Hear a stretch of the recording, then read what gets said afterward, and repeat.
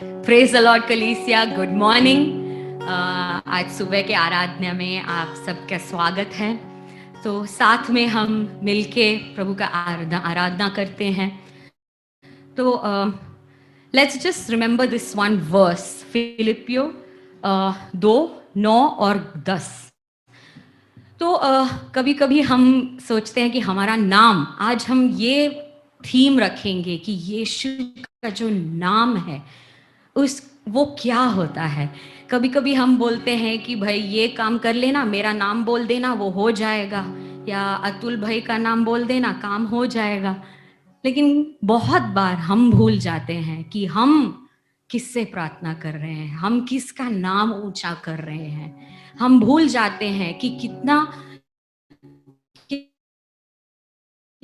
सामर्थ है जो फिलिपियो 2:9 और 10, उसको अति महान भी किया और उसको वह नाम दिया जो सब नामों में श्रेष्ठ है। हम बहुत बार भूल जाते हैं कि वो है जिसका नाम सब नामों में श्रेष्ठ है, कि जो स्वर्ग में और पृथ्वी पर और जो पृथ्वी के नीचे हैं वे सब यीशु के नाम पर घुटना टेकें।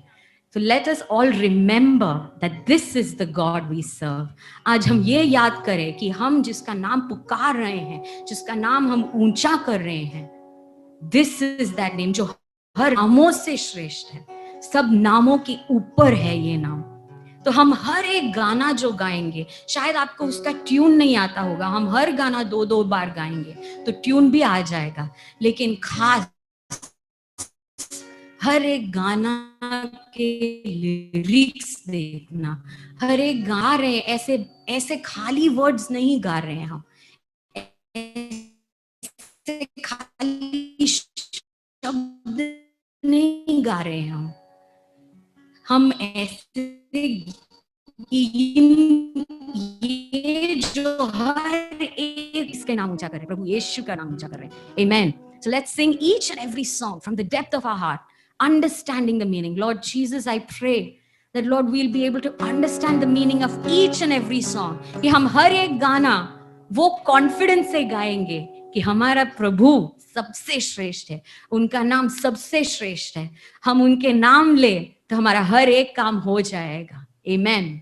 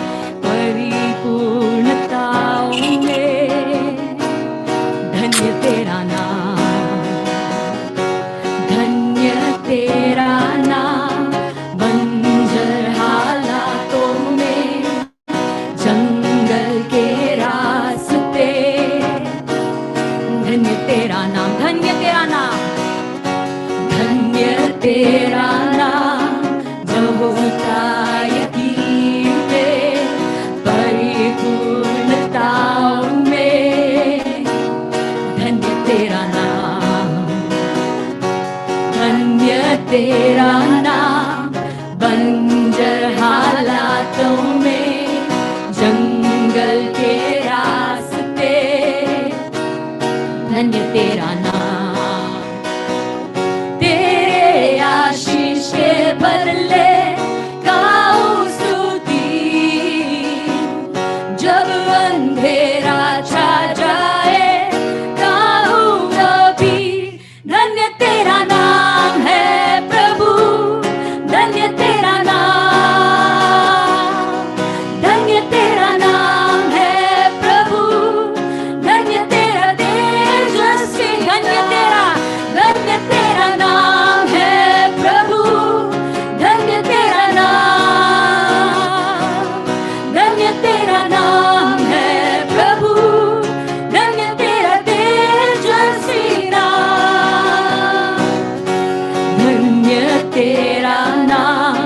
जब सूरज सुहाना हो, जब सब कुशल मंगल हो, धन्य तेरा नाम।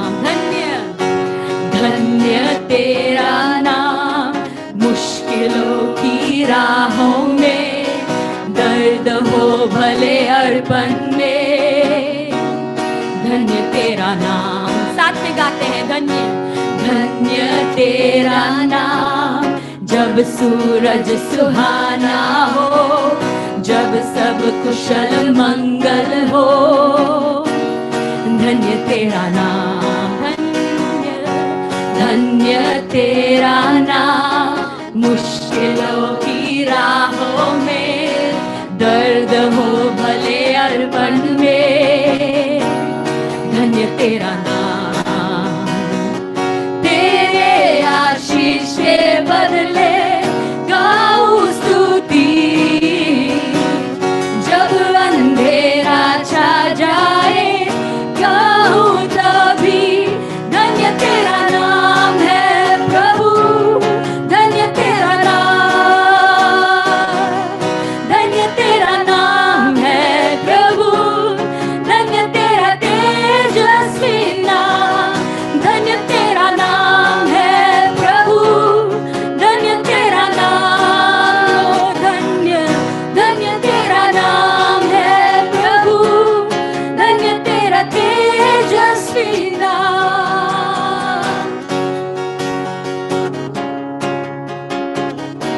Yes, Lord, we praise your name, Father. No matter what comes my way, Lord, I will continue to praise you. प्रभु, शायद दर्द हो, शायद मुश्किलें हो प्रभु, हमें पता है कि आप हैं हमारे साथ प्रभु, आप हैं हमारे साथ प्रभु। तू ही देता है, तू ही लेता है यहोवा, मेरा दिल कहे धन्य तेरा नाम। तू ही देता है, तू ही लेता है यहोवा, मेरा दिल कहे धन्य तेरा नाम। तू ही देता है, तू ही लेता है यहोवा, मेरा दिल कहे धन्य तेरा नाम, धन्य तेरा नाम है प्रभु, धन्य तेरा नाम, धन्य धन्य तेरा नाम है प्रभु, धन्य तेरा तेजस्वी नाम, धन्य तेरा नाम है प्रभु, धन्य तेरा नाम, धन्य तेरा नाम है प्रभु, धन्य तेरा तेजस्वी नाम। Yes, Lord Jesus, Father. Thank you, Appa. Thank you, Lord. Lord, we worship you, Lord Jesus. सारे नामों से ऊपर प्रभु, हर नामों से श्रेष्ठ प्रभु। Thank you, Lord. We worship you, Father, for your name has power. प्रभु के नाम में सामर्थ है। Hallelujah, Jesus, Father. प्रभु हमारे जीवन में जो कुछ भी हो प्रभु, we say yes, Lord. We say yes, Lord, Prabhu. All your plans for us are for our good. हमारे भलाई के लिए है। हर जो कुछ भी हमारे जीवन में होता है वो हमारे भलाई के लिए है। ये जो गाना हमने गाया, तू ही देता है, तू ही लेता है यहोवा, ये गाने में बहुत मुश्किल है, गाने में बहुत मुश्किल है।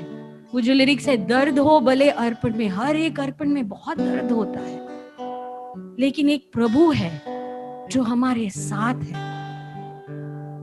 Over every wound, over every hurt, he covers it. एक माता जैसे अपने बच्चे को जब बुखार होता है वो ऐसे पकड़ के बैठती है, वैसे ही जब हमारे दिल में दर्द होता है, जब हमारे मन में चोट होता है, जब हम कुछ चीज जो हमारे बहुत करीब है वो खो जाता है, शायद आज सुबह हम वही सोच के बैठे हैं कि प्रभु आपने ऐसे क्यों किया, क्या मैंने कुछ गलत किया है कि क्या उन्होंने कुछ गलत किया है। लेकिन जो कुछ भी चोट है, जो कुछ भी दर्द है, प्रभु वो पकड़ रहे हैं आज। Lord, I pray that your presence will fill us wherever we are this morning. जहां भी हम हैं, शायद हम रूम में शायद हम काम पे हैं, हम गाड़ी में है, हम जहां पे है प्रभु, आप हो वहां प्रभु, आपकी उपस्थिति वहां हो प्रभु. That Lord, we would be able to feel that tangible presence, Lord.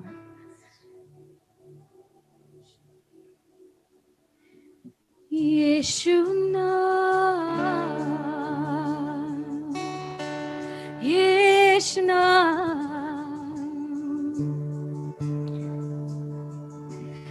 Yeshua, Yeshua, Yeshua, Yeshua, Yeshua, Yeshua, Ije. Yeshua, Yeshua, Yeshua, Yeshua, Yeshua, Yeshua, कीजे. साथ में गाएं. Yeshua, Yeshua, Yeshua, Yeshua, Yeshua, Yeshua, कीजे. Yeshua, Yeshua, Yeshua, Yeshua, Yeshua, Yeshua, Yeshua, कीजे. यीशु नाम गाते रहे. ओ यीशु नाम, यीशु नाम, यीशु नाम, यीशु नाम, यीशु नाम, यीशु नाम, कीजे. ओ यीशु नाम, यीशु नाम, यीशु नाम, यीशु नाम, यीशु नाम, यीशु नाम, यीशु नाम, कीजे. जिस नाम में है जिंदगी, वो नाम है यीशु मसीह. जिस नाम में है बंदगी, वो नाम है यीशु मसीह. जिस नाम में है जिंदगी, वो नाम है यीशु मसीह.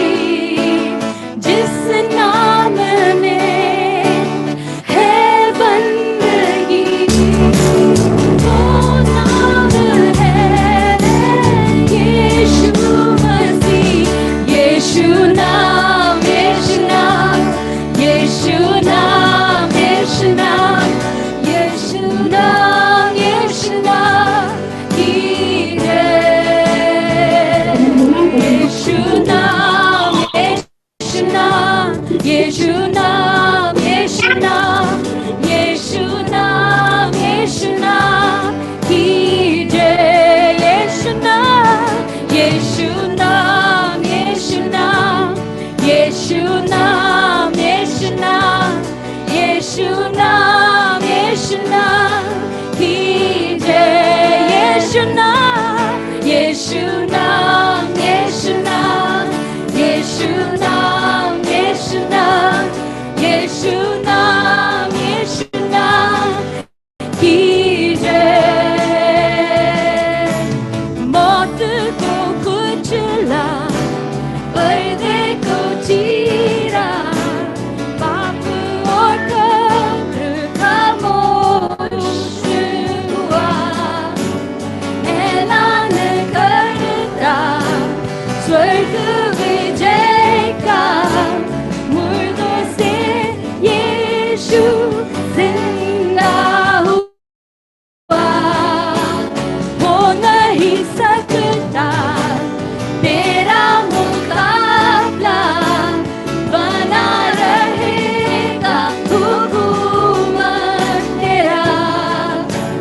राज्य है तेरा, तेरा ही महिमा, सबसे ऊंचा भी नाम तेरा. मौत को कुचला, पर्दे को चीरा, पाप और कब्र खामोश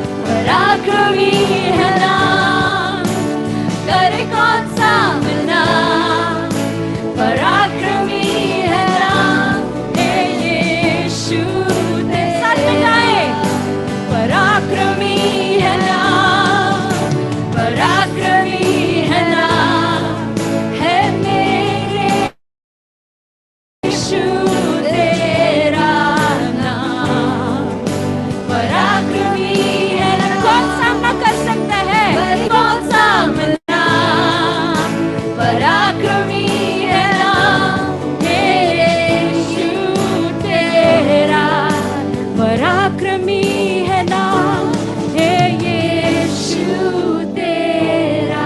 यीशु नाम, यीशु नाम, यीशु नाम, यीशु नाम, यीशु नाम, यीशु नाम, यीशु नाम की जय।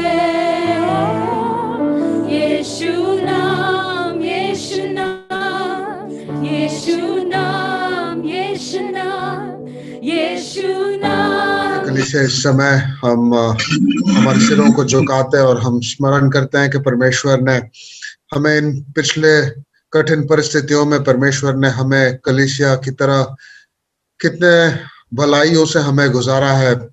सचमुच हम जब पीछे मुड़कर देखते हैं, हमने कई अपनों को खोया, हमने कई हमारे दोस्तों को, हमारे परिजनों को हमने खोया, लेकिन परमेश्वर की दया करुणा हम सबके साथ बनी रही। और इस सुबह के समय क्यों ना हम एक शुक्रगुजार हृदय के साथ परमेश्वर के सन्मुख आए।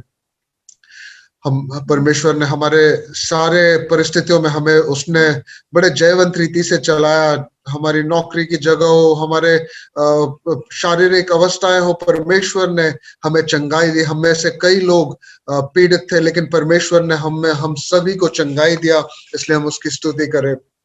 हम उन लोगों को भी याद करें जिन्होंने अपने परिजनों को खोया है, जिन्होंने अपनों को खोया है, उन बच्चों को जिन्होंने अपने माता को, अपने पिता को खोया है। इस सुबह के समय हम उन सारे पत्नियों को याद करें जिन्होंने अपने पतियों को खोया है, उन पतियों को याद करें जिन्होंने अपनी कंपेनियन, अपनी वाइफ को खोया है। कई लोग काफी दुख के दौर से गुजर रहे हैं। ये हमारा कर्तव्य है कि हम परमेश्वर के सामने इन सारी बातों को लेके हम परमेश्वर के सामने इनके लिए मध्यस्थी करें। हे परमेश्वर, इस सुबह के समय हम तेरे चरणों में आते हैं परमेश्वर। हम एक शुक्रगुजार हृदय के साथ आपके चरणों में आते हैं परमेश्वर। सचमुच जब हम पीछे मुड़कर देखते हैं परमेश्वर, तूने ही हमें चलाया है, तूने ही हमें जयवंत रीति से चलाया परमेश्वर। हम में से कई लोग बीमार हुए, पीड़ित हुए, लेकिन परमेश्वर तूने हमें चंगाई दी परमेश्वर। हमारी कोई काबिलियत नहीं, हमसे भी धर्मी लोग हालेलुया हमें छोड़ के चले गए परमेश्वर। हम मानते हैं हमारी काबिलियत नहीं परमेश्वर, लेकिन आपकी दया और आपकी करुणा हम पर बनी रही परमेश्वर। परमेश्वर ऐसे हम ये मानते हैं परमेश्वर, सिर्फ दवाइयों के वजह से हम ठीक नहीं हुए परमेश्वर, क्योंकि काफी लोगों ने दवाई ली पर हर कोई बचा नहीं परमेश्वर, लेकिन तूने हमें बचाया, हमें इस दिन तक जीवित रखा, इसलिए हम आपकी स्तुति करते हैं परमेश्वर।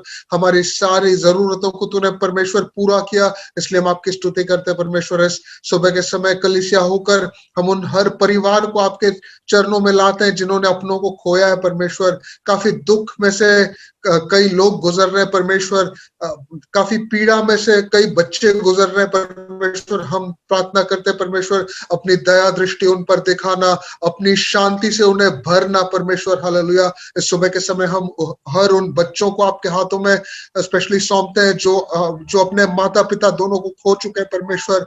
उन्हें नहीं पता परमेश्वर आगे कैसे जिया जाए, क्या किया जाए परमेश्वर, लेकिन हम प्रार्थना करते परमेश्वर, तू करुणा और दया में उनको चलाना परमेश्वर। लोगों के हृदय में काम करना कि ऐसे सारे बच्चों के लिए उनकी रिस्पॉन्सिबिलिटीज को उठाने के लिए परमेश्वर लोगों के हृदय में करुणा और दया दिखाने की एक भावना भेजना परमेश्वर। संस्थाएं, चर्चेस परमेश्वर, इस कार्य के लिए आगे आने के लिए परमेश्वर तू सहायता करना परमेश्वर।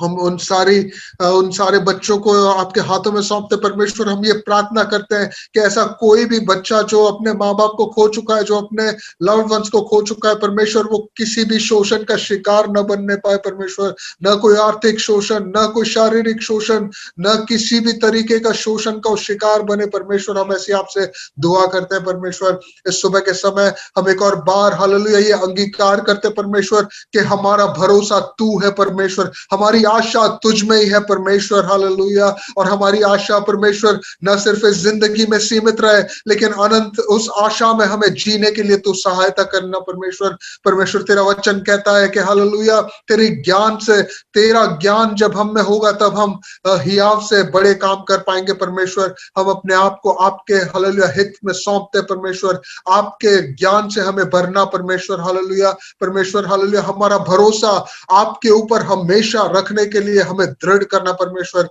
जैसे हमने गाया परमेश्वर, तू ही देता है और तू ही लेता है परमेश्वर। सारी परिस्थितियों में परमेश्वर एक शुक्रगुजार हृदय के साथ आपके चरणों में आने के लिए तो हमें सहायता करना परमेश्वर। हालेलुया। इस सुबह के समय एक बार फिर हम आपके हाथों में हम हर एक को सौंपते हैं, सारे टेक्निकलिटीज को आपके हाथों में सौंपते हैं परमेश्वर। स्मूथली सब कुछ चलने के लिए तो हमें सहायता करना परमेश्वर।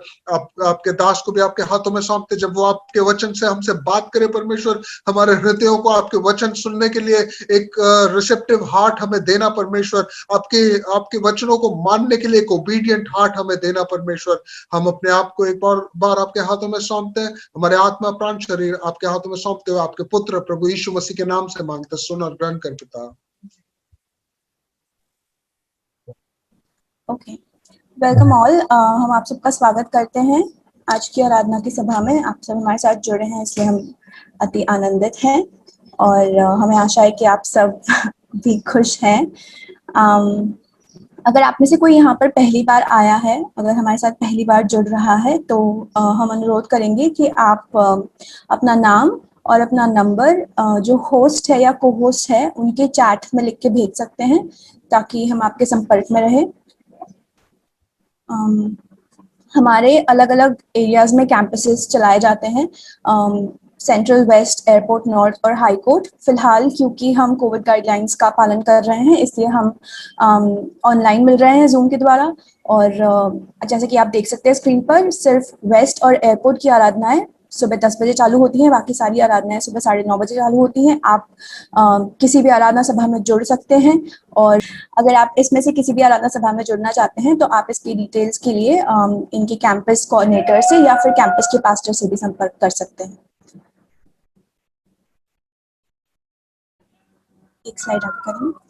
हर ट्यूसडे को शाम को 4 बजे जूम पर ही हमारी वुमेन्स की एक मीटिंग चलाई जाती है, जिसके लिए आप सिस्टर चिंजू से कांटेक्ट कर सकते हैं। इस मीटिंग में स्पेसिफिकली हम कैरेक्टर स्टडी करते हैं, अलग अलग कैरेक्टर्स जो कि बिब्लिकल हैं, और हम देखते हैं कि किस हिसाब से हम एक औरत होने के बावजूद हम हमारे पारिवारिक जीवन में हम जहाँ काम करते हैं वहाँ हम किस तरह से उपयोगी ठहर सकते हैं।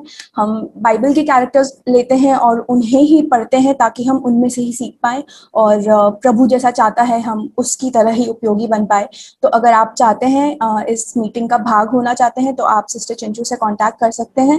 उनके कांटेक्ट डिटेल्स आप चाहें तो शिजू भैया से ले सकते हैं जो कि को होस्ट हैं।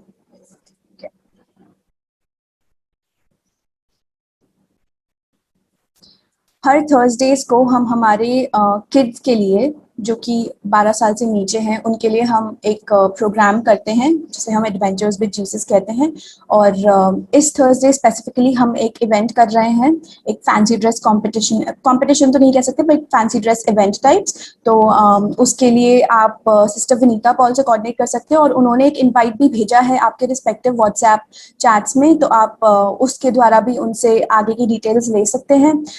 इन मीटिंग्स की अगर आप भागी होना चाहते हैं तो आप सिस्टर विनीता पॉल से कांटेक्ट कर सकते हैं, जो कि ब्रदर पॉल की वाइफ हैं। ये उस फैंसी ड्रेस इवनिंग का इनवाइट है। हमने 27 मई को ये ऑर्गेनाइज करने का सोचा है शाम को 6:15 बजे, और जूम पे ही रहेगा ये। और इसके डिटेल्स आगे अगर आप जानना चाहते हैं तो आप सिस्टर विनीता से कांटेक्ट कर सकते हैं। ग्रेस ब्लास्ट, जैसा कि आप काफी हफ्ते से सुनते आ रहे हैं, this is building lives around sound truth.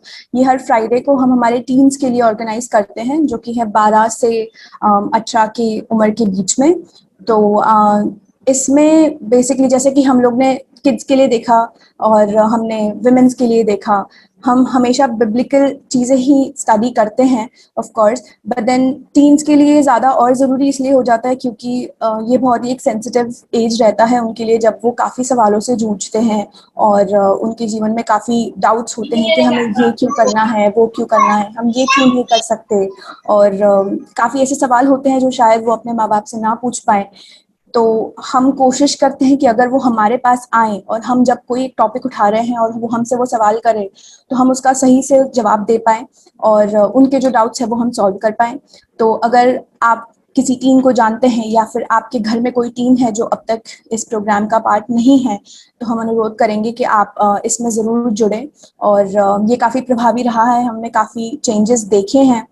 मैंने पर्सनली, मैं नाम नहीं लेना चाहूँगी, पर काफ़ी टीम्स हैं जिन्होंने एक पॉजिटिव फीडबैक दिया है।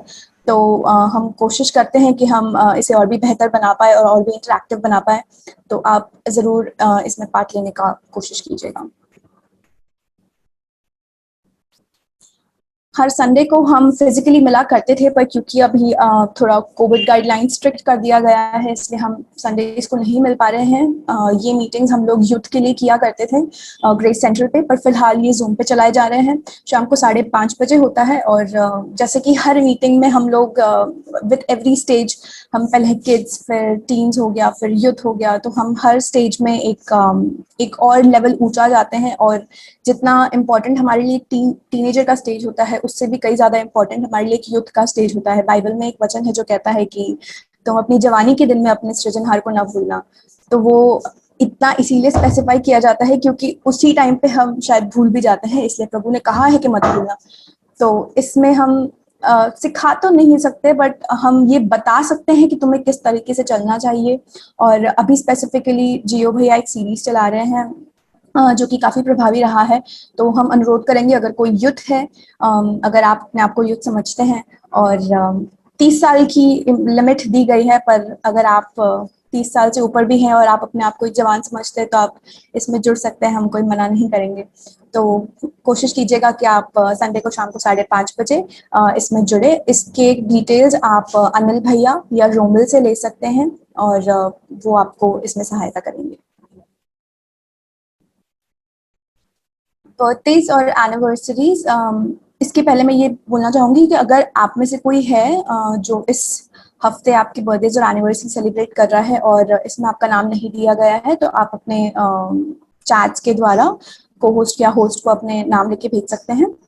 फिलहाल इस वीक बर्थडेज राहुल करेलिया 26 में और फ्रांस सेसिल 28 में को सेलिब्रेट कर रहे हैं। एंड एनिवर्सरीज रमेश भाई एंड वृंदाबेन निमजे। इसके अलावा अगर कोई है तो आप अपने चैट में लिख सकते हैं। हम सब एक आशीष का वचन बोलेंगे। God bless you. Prayer request का ये नंबर है जो कि शिजू भैया का नंबर है, आप में से सभी लोग जानते होंगे। अगर आपके कोई प्रेयर रिक्वेस्ट हैं, आप किसी भी चीज़ के लिए चाहते हैं कि हमारे चर्च के लोग आपके लिए प्रेयर करें, तो हमारा एक प्रेयर वॉरियर्स का एक रूम बनाया गया है जहाँ पर काफ़ी सारे चर्च के ही मेंबर्स हैं जो कि उसमें भाग लेते हैं। हर शनिवार को सुबह और शाम को ये प्रेयर चलाए जाते हैं। अगर आप भी इसमें भाग लेना चाहते हैं तो आप शिजू भैया से कांटेक्ट कर सकते हैं, विनय भैया से कांटेक्ट कर सकते हैं, पॉल भैया से कांटेक्ट कर सकते हैं, या तो अपने पास्टर से कांटेक्ट कर सकते हैं और आपको डिटेल्स दे दिए जाएंगे। हम कोशिश करते हैं कि जितने भी लोगों ने हमसे प्रेयर की मांग की है, हम उनका नाम लेकर उनके लिए प्रे करें। और पिछले हफ्तों में जैसे कि आप सब जानते हैं, हमने काफ़ी सारे कोविड रिक्वेस्ट देखे थे और काफ़ी सारी प्रार्थनाओं का उत्तर भी प्रभु देता है। और अगर प्रभु ना भी दे तो भी उसकी कोई ना कोई योजना ज़रूर होती है। तो अगर कोई भी प्रेयर रिक्वेस्ट छोटा या बड़ा नहीं होता, अगर आप चाहते हैं कि हम किसी भी चीज़ के लिए आपके लिए प्रे करें, तो आप कृपया इस नंबर पर संपर्क करें। आप अपने रिक्वेस्ट टेक्स्ट के द्वारा, व्हाट्सएप या कॉल करके कैसे भी भेज सकते हैं, जैसे आपकी सुविधा। ये हमारे कुछ कनेक्ट्स हैं, जैसे कि हम सब कुछ ऑनलाइन ही कर रहे हैं। तो ये हमारे 2 वेबसाइट्स है ग्रेस चर्च के, graceahmedabad.org एंड gracejunction.com। आप इसे भी फॉलो कर सकते हैं। और सोशल मीडिया प्लेटफॉर्म्स यूट्यूब और फेसबुक में भी हमारे पेजेस हैं जिसको आप फॉलो कर सकते हैं। एंड ये हमारा ईमेल है इन केस आपको कुछ ईमेल के द्वारा भेजना हो। और ये हमारे चर्च कोऑर्डिनेटर का नंबर है। अगर आपको किसी भी चीज़ की ज़रूरत हो, कोई भी किसी भी टाइप का आपको हेल्प चाहिए, आप कहीं फंसे हुए हो या आपको किसी की इन्फॉर्मेशन चाहिए, आप इस नंबर पे कांटेक्ट कर सकते हैं और हम आपकी सेवा में रहेंगे। थैंक यू सो मच मुझे सुनने के लिए। आगे हम पास्टर जी को दे देंगे। आज हमारे किड्स जो है सबसे पहले हमारे सामने आएंगे और उन्होंने जो बाइबल वर्सेस मेमोराइज किए हैं बोलेंगे। सबसे पहले डेबी, फिर एंजेलिन, उसके बाद कैथरीन और फिर जेनेलिन। ये चारों हमारे grace kids, grace campus, central campus के ग्रेस किड्स में से में भाग लेते हैं और आज वो मेमोरी वर्सेस बोलेंगे। तो let's shift one by one. पहले डेबी और Angeline, then Catherine and Janelle. Welcome. Cast all your worries on him because he cares for you. 1 Peter 5 verse 7. It is better to go to the Lord for safety than to trust in people. Psalms 118 verse 8. Thank you. Thank you. Catherine. Leave all your worries, for he cares for you. Leave all your worries, for he cares for you. 1 Peter 5 verse 7. Jenalyn. Be anxious for nothing, but in everything by prayer and supplication and with thanksgiving, let your request be made known to God. And the peace of God, which surpasses all understanding, guide your heart and mind through Christ Jesus. Philippians chapter 4 verse 6 and 7. Thank you, Grace Kids. Now we will shift to Grace Teens. Grace Teens में से आज रशनीत हमारे बीच में। उन्होंने पिछले हफ्ते जो पाठ सीखा है उसका समरी वो हमको बताएगी। Over to रशनीत। हेलो, मेरी आवाज आ रही है ना? यस रशनीत। तो मैं आज आप सबको बताने जा रही हूँ हमारा लास्ट वीक का जो सेशन था उसके बारे में। हमने लास्ट वीक पॉटर्स हाउस के बारे में सीखा था। तो जेरेमिया एक भविष्यद्वक्ता थे और वो इज़राइल के लिए भविष्यवाणी करते थे। और एक दिन प्रभु ने उनको कहा कि अब तुम्हें पॉटर के घर पे जाना है और मैं तुम्हें वहाँ पे अपना मैसेज दूंगा। तो जो मैसेज होता है वो प्रभु एक अनोखे तरीके से देते हैं जेरेमिया को। तो अब हम मैसेज की तरफ जाते हैं। तो जो मैसेज होता है प्रभु जो देते हैं तो वो पॉटर के बारे में होता है। तो पॉटर क्या क्या करता है उसके बारे में प्रभु उसको मैसेज देते हैं। तो पॉटर एक मिट्टी से कैसे मिट्टी को एक अच्छे से घड़े में कन्वर्ट करता है, तो उसके प्रोसेस के बारे में अब हम देखेंगे। तो पॉटर 5 स्टेप में पूरा घड़ा बना लेता है। तो फर्स्ट स्टेप जो होता है वो होता है कि जो मिट्टी होती है वो एकदम गीली होती है, गंदी होती है और उसके अंदर थोड़ा सीमेंट होता है, कुछ कंकर होता है, कुछ ना कुछ अंदर इम्प्योरिटीज होती है। तो उसको पहले वो साफ करता है पॉटर पूरा। फिर उसके बाद उसको उसकी जो कंसिस्टेंसी होती है वो एकदम शायद बहुत ज़्यादा गीली हो या बहुत ज़्यादा सूखी हो, तो उसको कंसिस्टेंसी उसकी एकदम प्रॉपर करता है पॉटर। और फिर उसके बाद उसको क्ले प्रॉपर जब होता है तो उसका सेकेंड स्टेप आता है। तो अब फर्स्ट स्टेप को मैं आपको हमारी ज़िंदगी के साथ कंपेयर करके दिखाऊंगी। तो हमारी ज़िंदगी को देखोगे तो हम शायद कहीं ना कहीं देखेंगे तो हम अंदर से शायद हम गंदे हैं कहीं से, या शैतान हमारे अंदर वो गंदगी लाता है तो हम यूजलेस हो जाते हैं। तो पर लेकिन प्रभु हमको यूजफुल बनाते हैं उनके कामों के लिए, और प्रभु हमारे अंदर की सारी गंदगी को बाहर निकालते हैं।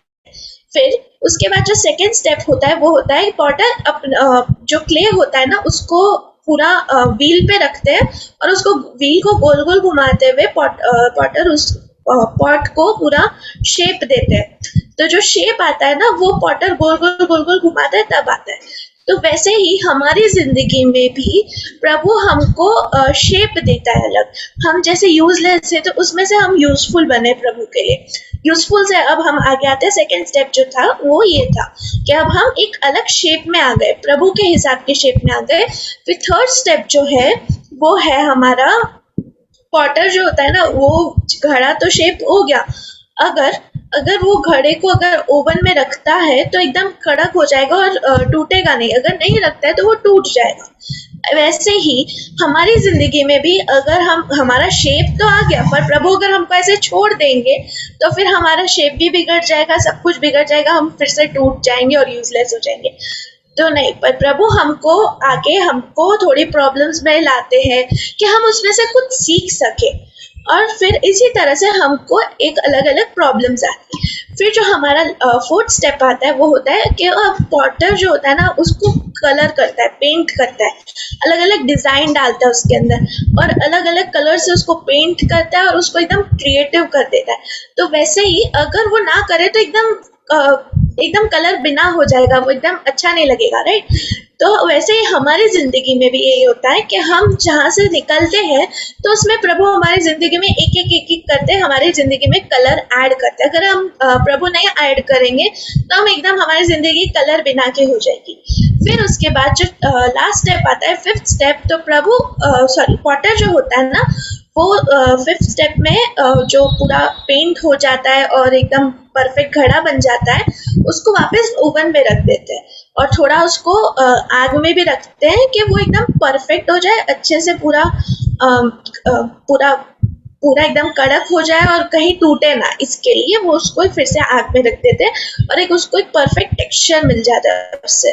तो वैसे ही हमारी जिंदगी में हमको ऐसी बहुत सारी हार्ड प्रॉब्लम्स आती है, हमको हम कहीं ना कहीं बहुत अटक जाते हैं जिंदगियों में और हम ऐसा फील करते हैं कि अब बस हम नहीं सहन कर पाएंगे, पर प्रभु हमको वो सहन करने की शक्ति भी देंगे और तो और हम उन प्रॉब्लम से बाहर भी निकलेंगे। और फिर उसके बाद जो सबसे छिल्ला होता है वो पॉटर अपने पॉट को पूरा रेडी कर लेता है और पॉटर ने जैसा दिमाग में सोचा आता है वैसा वो पॉट बन जाता है। तो वैसे ही हम भी हमारी जिंदगी में प्रभु की बनाई हुई रचना ही है और प्रभु ने हमको सब अच्छे से बनाया है, तो हमको कभी निराश नहीं होने का, निराशा नहीं आने की हमारे मन में, और इसी तरह से हमें खुश रहने का। हमारा मेमोरी वर्स है आइजाया 64:8, Yet you Lord are our Father, we are the clay, you are the potter, we are all the work of your hand। ये हमारा मेमोरी वर्स था। Thank you. थैंक यू रशनीत, बहुत ही अच्छा सीख। मुझे लग रहा है कि अब प्रचार की जरूरत नहीं है क्योंकि इतने अच्छे पॉइंट हमारे टीन्स ने हमारे सामने रखे, पूरा सारांश हमारे जिंदगी का दे दिया, शुरुआत से लेकर अंत तक प्रभु की योजना के बारे में बहुत अच्छी तरह से आपने बताया। Thank you Rashneet. क्यों ना ग्रेस रेवोल्यूशन के कोई मेंबर से हम ये कहे कि हमारे किड्स और टीन्स के लिए प्रार्थना करें। Sister Ruth, why don't you lead us in prayer? हमारे ग्रेस किड्स और ग्रेस टीन्स के लिए प्रार्थना में अगुवाई करें। हालेलुया। आइए कलीसिया, हम अपने बच्चों की तरफ हाथ उठाएं, अपने हाथ उनकी तरफ करें, उनके लिए प्रार्थना करें, उन्हें ब्लेस करें। यीशु मसीह, आपके जलाली नाम में हम आपकी उपस्थिति में आते हैं। तो हमारे इन प्यारे प्यारे बच्चों को जिन्होंने आपने जिनको हमें दिया है परमेश्वर, उनको हम प्रभु आपके नाम में आशीषित करते हैं। हम धन्यवाद देते हैं प्रभु एक एक बच्चा जो हमारे ग्रेस कलीसिया में है उसके लिए। प्रभु बच्चे परिवार में एक आशीष होते हैं, उसी प्रकार ये सारे बच्चे प्रभु हमारी कलीसिया में भी एक आशीष है। और प्रभु इसके लिए तेरा कोटि कोटि धन्यवाद, बहुत बहुत धन्यवाद परमेश्वर। हालेलुया। प्रभु ये जिस उम्र में हमारे सारे टीन्स, धन्यवाद देते हैं प्रभु इनके मनों के लिए। प्रभु जिस प्रकार ये लोग सीख रहे हैं प्रभु, इनका जो हृदय है एक मिट्टी के प्रभु एक लंप जैसा है, और प्रभु तू उसे एक सुंदर शेप दे रहा है प्रभु, एक सुंदर प्रभु एक रूप दे रहा है परमेश्वर। उसके लिए आपका बहुत बहुत धन्यवाद खुदावन। प्रभु आपके वचन में हमने देखा है कि बहुत महान महान योद्धाओं को प्रभु तू बचपन से उनको तू चुन लेता था प्रभु, जैसे दाऊद था या प्रभु सैमुएल था प्रभु, ये सब बहुत बहुत यंग एज से खुदावन आपके पीछे लगे हुए थे प्रभु, तूने उन्हें चुना था परमेश्वर। धन्यवाद देते कि प्रभु हमारे ग्रेस सेंट्रल की जितने भी बच्चे हैं खुदावन, जितने भी टीन्स हैं प्रभु, उन्हें भी प्रभु आपने चुन रखा है ऐसे महान योद्धा बनने के लिए परमेश्वर, ऐसे महान भविष्यवक्ता बनने के लिए परमेश्वर। आपका धन्यवाद देते हैं इन सारे टीन्स पर, सारे बच्चों पर प्रभु जो हमारे ग्रेस कलीसिया का भाग है परमेश्वर, आपके शरीर का हिस्सा है परमेश्वर, उनके ऊपर ये आशीष बोलते हैं खुदावन।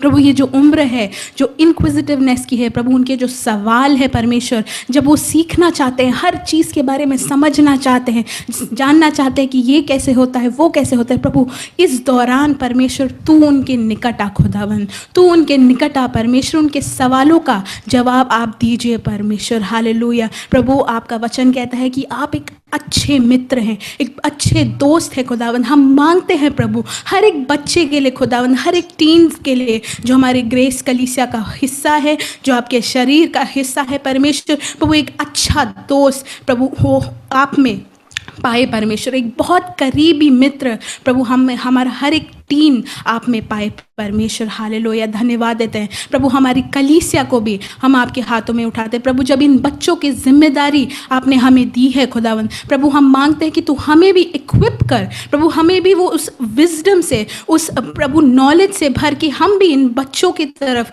प्रभु, हम इन बच्चों की तरफ जो वो चाहते हैं, जो वो कहना चाहते हैं प्रभु, उसे समझे प्रभु, उनके एज की प्रभु जो नाजुक चीज़ें हैं प्रभु, उन बातों को हम समझें, उनसे रिलेट कर पाए प्रभु, एक दोस्त की तरह प्रभु उनसे बर्ताव करने पाए, उन्हें डिस्करेज ना करें पर परमेश्वर प्रभु हम एक ऐसा वातावरण बनाए, एक ऐसा एनवायरनमेंट बनाए प्रभु, ऐसा हमारा आचरण हो कि ये बच्चे, ये जो सारे टीन्स हैं हमारे बीच में, वो बड़े फूले फले और प्रभु इस कलीसिया के स्तंभ बने परमेश्वर, इस देश में प्रभु तेरी किंगडम के लिए ये स्तंभ बने परमेश्वर। हालेलुया। प्रभु हर टीन को, हर बच्चे को जो प्रभु हमारी ग्रेस कलीसिया का भाग है, आपकी शरीर का भाग है, उसे हम ब्लेस करते हैं। एक बार आपके मधुर और मीठे नाम में मांगते हैं, आमीन।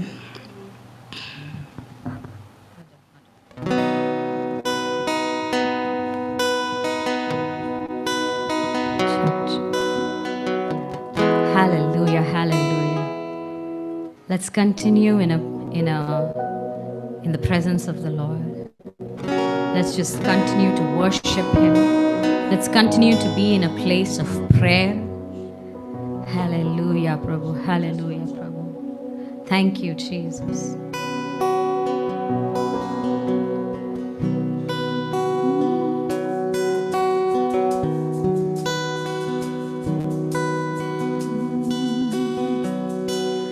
घेरा है मुझे तेरे गीतों ने, सुलझाया है मुझे, दूर किया है डर मुझसे, मेरी ओर से छुड़ाया है। साथ में गाएं। घेरा है मुझे तेरे गीतों ने, सुलझाया है मुझे, दूर किया है डर मुझसे, बेड़ियों से छुड़ाया है। अब नहीं मैं बंदी डर का, हूँ संतान खुदा बंद का। अब नहीं मैं बंदी डर का, हूँ संतान खुदा बंद का। माँ के कोख से चुन लिया मुझे, मेरा नाम लिया प्रेम ने, जुड़ गया हूँ मैं ग्रेस कलीसिया में तेरे घराने से, तेरा जीवन बहे मुझ में। माँ के कोख से, माँ के कोख से चुन लिया मुझे, मेरा नाम लिया प्रेम ने, जुड़ गया हूँ मैं नए घराने से, तेरा जीवन बहे मुझ में। अब नहीं मैं बंदी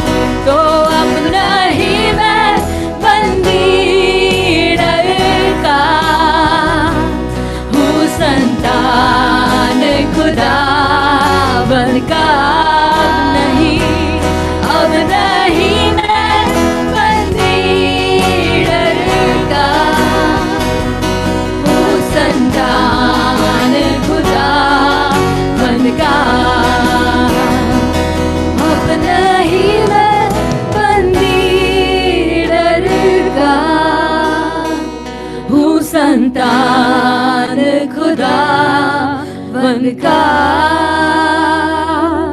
अब नहीं मैं बंदी डर का, हूँ संतान खुदा वन का। Hallelujah, hallelujah, hallelujah, hallelujah, hallelujah, hallelujah, hallelujah, hallelujah. Say thank you, Jesus.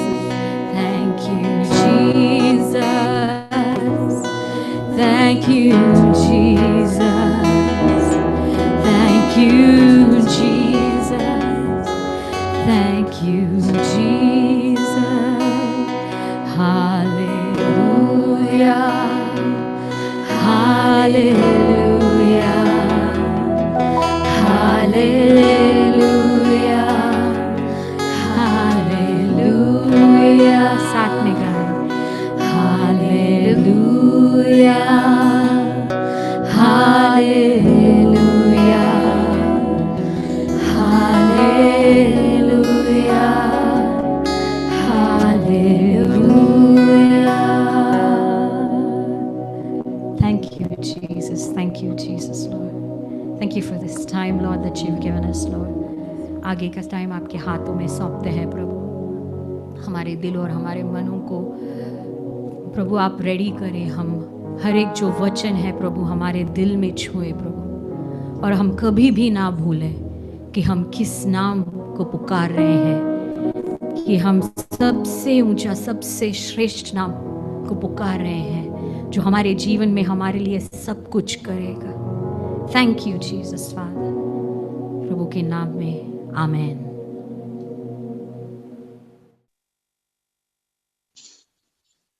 Praise the lord. प्रभु के नाम की महिमा हो। आज के आराधना सभा में जुड़ने वाले सबको यीशु मसीह के नाम में हम स्वागत करते हैं। कुछ 2-3 बातें बोलकर आगे बढ़ना चाहता हूँ। हमारे बीच में जया बहन आई है। जया बहन के बारे में जैसे आप सबको खबर मिला पिछले कुछ हफ्तों पहले, जो उनके साथ जो घटना हुई वो सब हम जानते हैं। मैं एक क्षण लेना चाहूंगा कि हम सब मिलकर उनकी तरफ अपने हाथों को बढ़ाए, जहां भी आप बैठे हैं, दिल की गहराई से उनके लिए दुआएं बोले, उनके लिए हिम्मत बोले, प्रभु की ओर से शांति और चंगाई बोले। प्रभु जी, हम सब मिलकर, हम इस शहर के अलग अलग इलाकों में हैं, फिर हम सब मिलकर प्रभु जी जया बहन को तेरे सम्मुख लेकर आते हैं।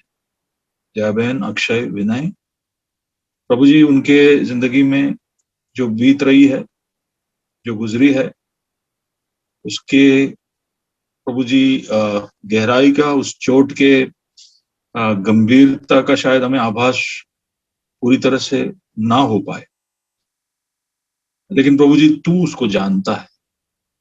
तूने इस घटना को होने से पहले देखा। हम सब के लिए नियुक्त है कि एक दिन हम आए और एक दिन जाए। खाली समय किसी को पता नहीं रहता, लेकिन तू सब जानता है। और जब तू हमारे जिंदगी में कुछ चीजें होने देता है तो उसके साथ साथ उसको सहन करने की ताकत देता है, अनुग्रह देता है, मदद भेजता है। ये हमने अनुभव किया है और इसके लिए हम विश्वास करते हैं।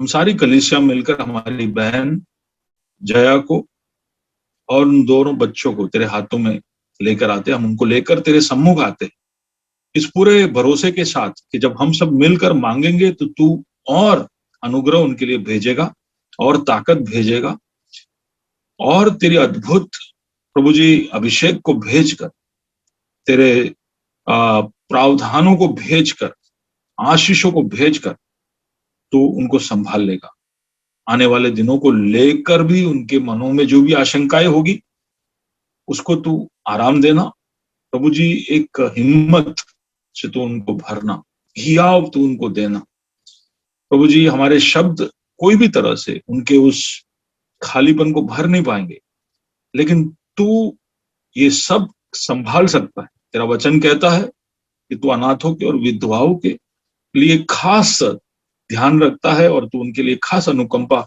और खास मदद भेजता है। तो ये सब बातों को हम क्लेम करते हैं खुदा, और हम सब मिलकर तहे दिल से प्रभु जी जहां कहीं भी बैठे वहां से हमारे दिल की गहरी प्रभु जी शुभ इच्छाएं, हमारी आशीषें और हमारी तरफ से अनुग्रह और शांति इस परिवार मोटवानी परिवार के ऊपर बोलते हैं।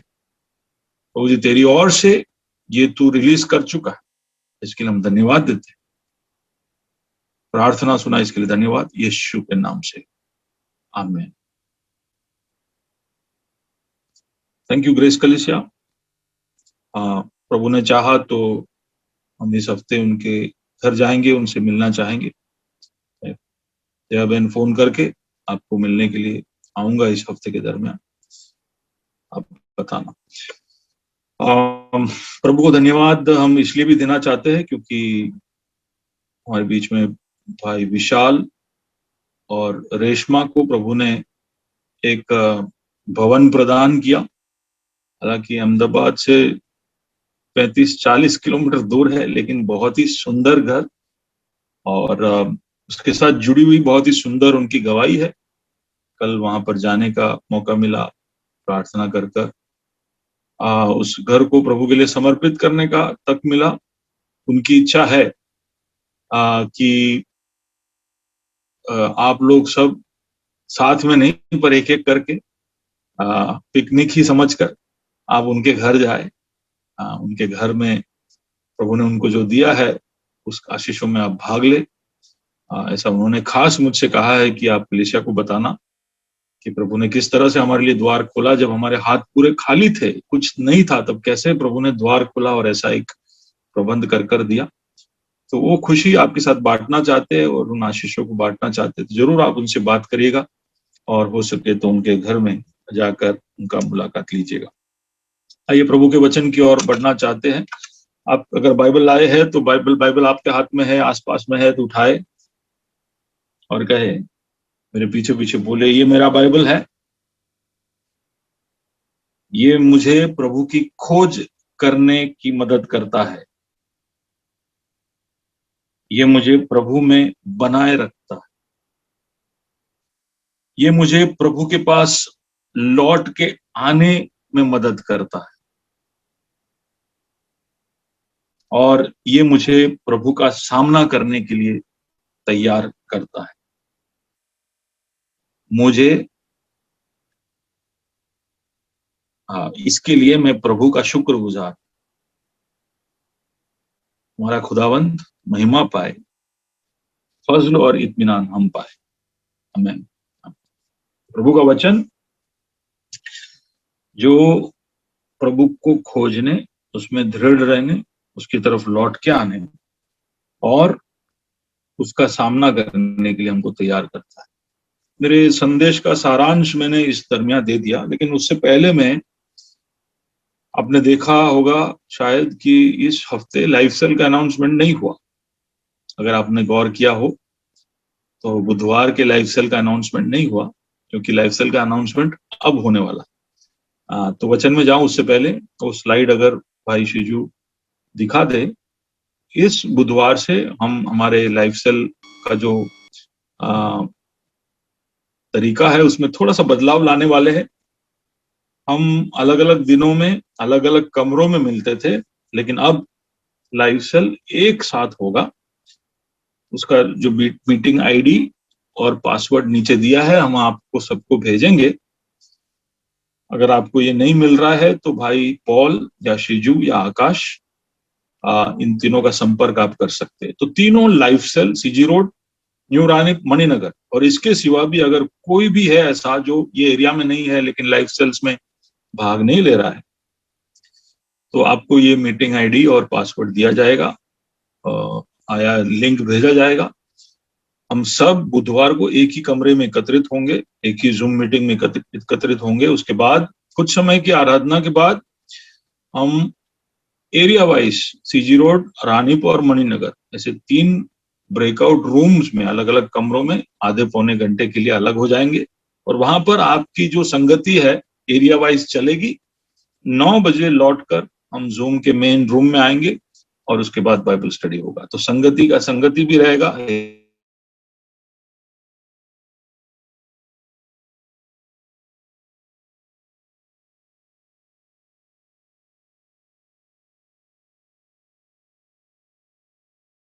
एरिया वाइज आता है क्योंकि और हम सब एक साथ भी संगति कर पाए और एरिया वाइज भी संगति कर पाए। ये सब प्रभु का धन्यवाद जूम जैसे टेक्नोलॉजी के लिए जहां पर ये सब संभव हो रहा है। 2021 में लगता है कि हम लाइफ सेल्स में मिल नहीं पाएंगे, तो ये शायद पूरे 2021 में इसी तरह से हम जूम में आगे से मिलते रहेंगे। तो आप इस बात को गौर करिएगा। अगर आपके लाइफ सेल शनिवार को या गुरुवार को सब हो रहे थे तो सब कैंसिल। अब सिर्फ बुधवार को एक ही समय हम सब बुधवार शाम को 8 से 9:30 पौने 10 के बीच के समय तक एकत्रित होंगे। संगति के लिए आप सबका स्वागत है। वहां पर हम इस बाइबल जिसकी हम घोषणा कर रहे थे कि ये हमें प्रभु की खोज करने, उसमें दृढ़ रहने, उसके पास लौट कर आने और उसका सामना करने के लिए तैयार करता है, ये सब बातें वहीं पर होती है। ओके, आइए तो वचन की ओर, हमारे संदेश की ओर हम जाए। पुराने नियम के अंदर हम देखते हैं कि प्रभु का जो फोकस है, प्रभु ज्यादातर इजराइल का जो राष्ट्र है उसके साथ कार्य करता है, उसके साथ वो शामिल रहता है। लेकिन नए नियम में जब आते हैं तो हम देखेंगे कि उसका ध्यान अब केवल राष्ट्र इजराइल पर ही नहीं, थोड़ा और विश्वव्यापी हो रहा है, थोड़ा ग्लोबल हो रहा है।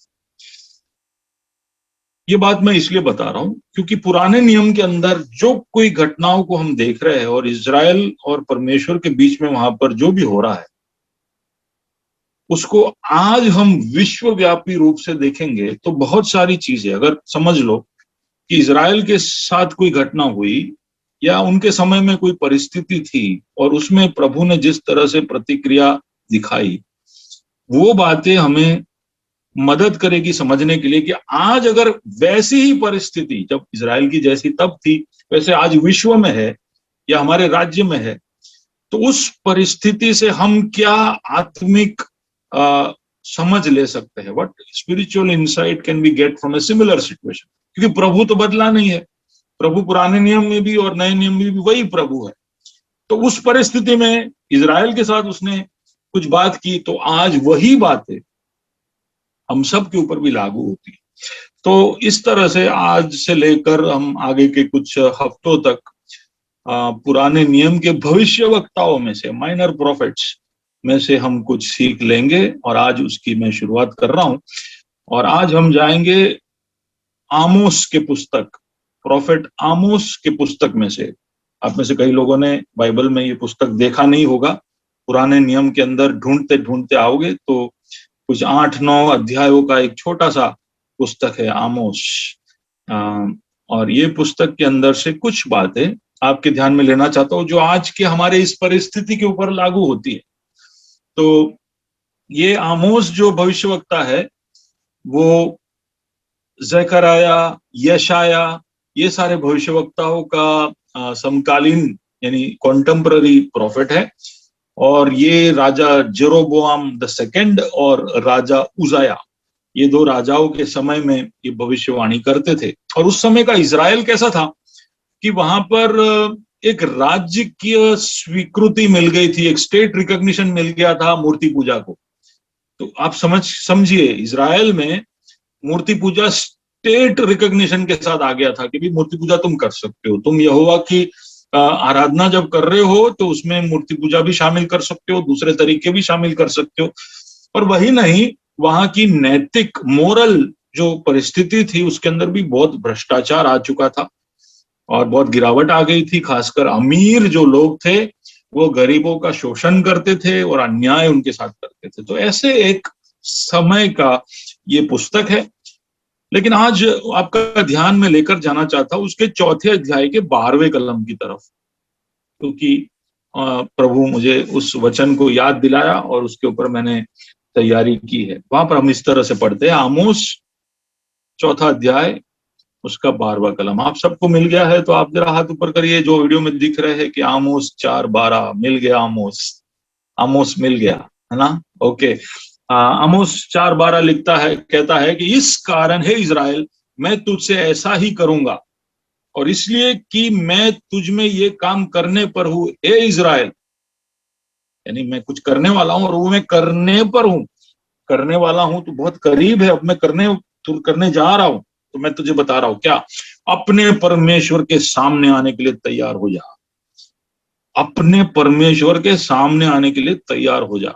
कई बार ना ये सब हम जब ऐसे पढ़ते हैं तो उसकी गंभीरता को समझ नहीं पाते, लेकिन अगर आप में से कुछ थोड़े नटखट थे बचपन में और कभी याद करके देखो तो मम्मी ने ऐसा बोला होगा, तुझे आज मैं दिखाता हूं, तेरे पप्पा का सामना करने के लिए तैयार हो जा, तेरे पप्पा को आने दे। याद है, किसी ने ऐसा सुना है? या आपके टीचर ने ऐसा कहा हो कि चल अब प्रिंसिपल का सामना करने के लिए तैयार हो जा। बहुत लोगों को तंग करता है। तो प्रिंसिपल का नाम सुनकर क्या हो जाता था। मेरे तो एक बार मेरे टीचर ने ऐसा कहा था तो मेरे पेट के अंदर पता नहीं ऐसा लगा जैसे किसी ने बॉम्ब फाड़ दिया है, इतना दर्द होने लग गया। और मैं भागा, बाथरूम में जाके बैठा रहा, इतना डर गया। तो उस तरह का एक डायलॉग है। अगर समझ लो आप कंपनी में, ऑफिस में हो और आपका जो मैनेजर आपसे कहता है कि हाँ तू ऐसे गोलमाल कर रहा है, पकड़वा, तो आज HR में बोलता हूँ, टॉप मैनेजमेंट में बताता हूँ। और तब जो हमारे अंदर जो फीलिंग्स आते हैं, तब जो हम सोचते हैं, उसको याद करने की जरूरत है। या अगर हमने कोई गलती की, समझ लो कि कुछ, और पुलिस पकड़ लेता है, बोलते चलो आपका गाड़ी हम लेके जा रहे हैं, आज हम तुमको पकड़वा लेंगे आज। तो वो एक पूरे जज्बात के साथ यहाँ पर आमोस ये बात इजराइल से कहता है कि तैयार हो जा, अब तू तेरा परमेश्वर का सामना करने के लिए तैयार हो जा। तेरे को बहुत सारे बातें मैंने बताई लेकिन तू सुधरा नहीं है, इसलिए अब तू परमेश्वर का सामना करने के लिए तैयार हो जा। अब ध्यान में आपका इस बात की ओर लाना चाहता हूं जहां पर आमोस शुरू करते कहता है इस कारण, देयरफॉर, इंग्लिश में से लिखा है देयरफॉर।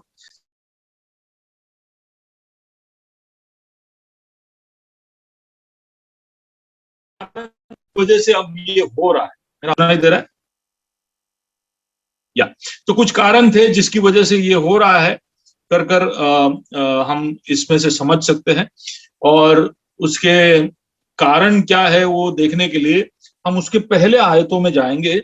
आमोस चैप्टर नंबर 4 उसके 6 से 11 जब हम देखेंगे, 6 to 11, तो उसके अंदर हम अलग अलग चीजों को देखेंगे। हम 5 कारण देख सकते हैं कि 5 कारण प्रभु बोलता है कि मैंने तुम्हें 5 अलग अलग चिन्ह दिए और 5 चिन्ह भी तू समझा नहीं, इसके वजह से, इस कारण से अब तू प्रभु का सामना करने के लिए तैयार हो। अभी 5 कारण देख लेते और इसकी तुलना हम आज के हमारी इस परिस्थिति के साथ करते।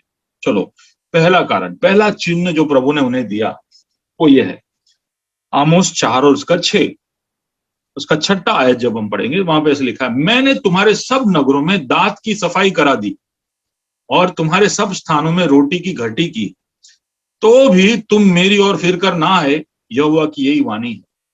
अब ये वचन सुनकर शेल्वी खुश हो रही होगी क्योंकि अरे प्रभु ने सारे नगरों में दांत की सफाई करा दी। क्या डेंटल कैंप लगाया? क्या दांत साफ करने का पूरा कार्यक्रम उस समय में लगाया था? ऐसा कुछ नहीं है। यहाँ पर दांत की सफाई करा दी का मतलब है कि तुम्हारा खाना ही मैंने बंद कर दिया, खाना जाएगा नहीं तो तुम्हारा दांत खराब होगा कैसे? तुम्हारे दांत में दाग या कोई भी तरह का मैल आएगा कैसे?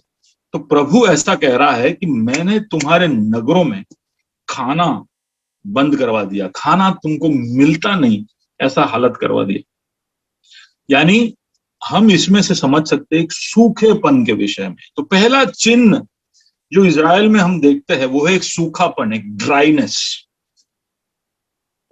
खाना खत्म हो गया। हम सोचते हैं कि ये तो तब हुआ था, हमारा तो ऐसा कुछ हालत है नहीं, लेकिन आप सच में संसार के स्टैटिस्टिक्स को आप देखोगे तो पिछले साल तो कोरोना का समय था, लेकिन उसके पहले के साल में भी संसार में 10% लोग यानी लगभग 70 करोड़ लोग, 70 करोड़ लोग ऐसे थे जो पूर्ण रूप से भूखे हैं कर संयुक्त राष्ट्र कहता है। उसका मतलब है कि उनको 2 वक्त का खाना छोड़ो, 1 वक्त का खाना बराबर से नहीं मिला।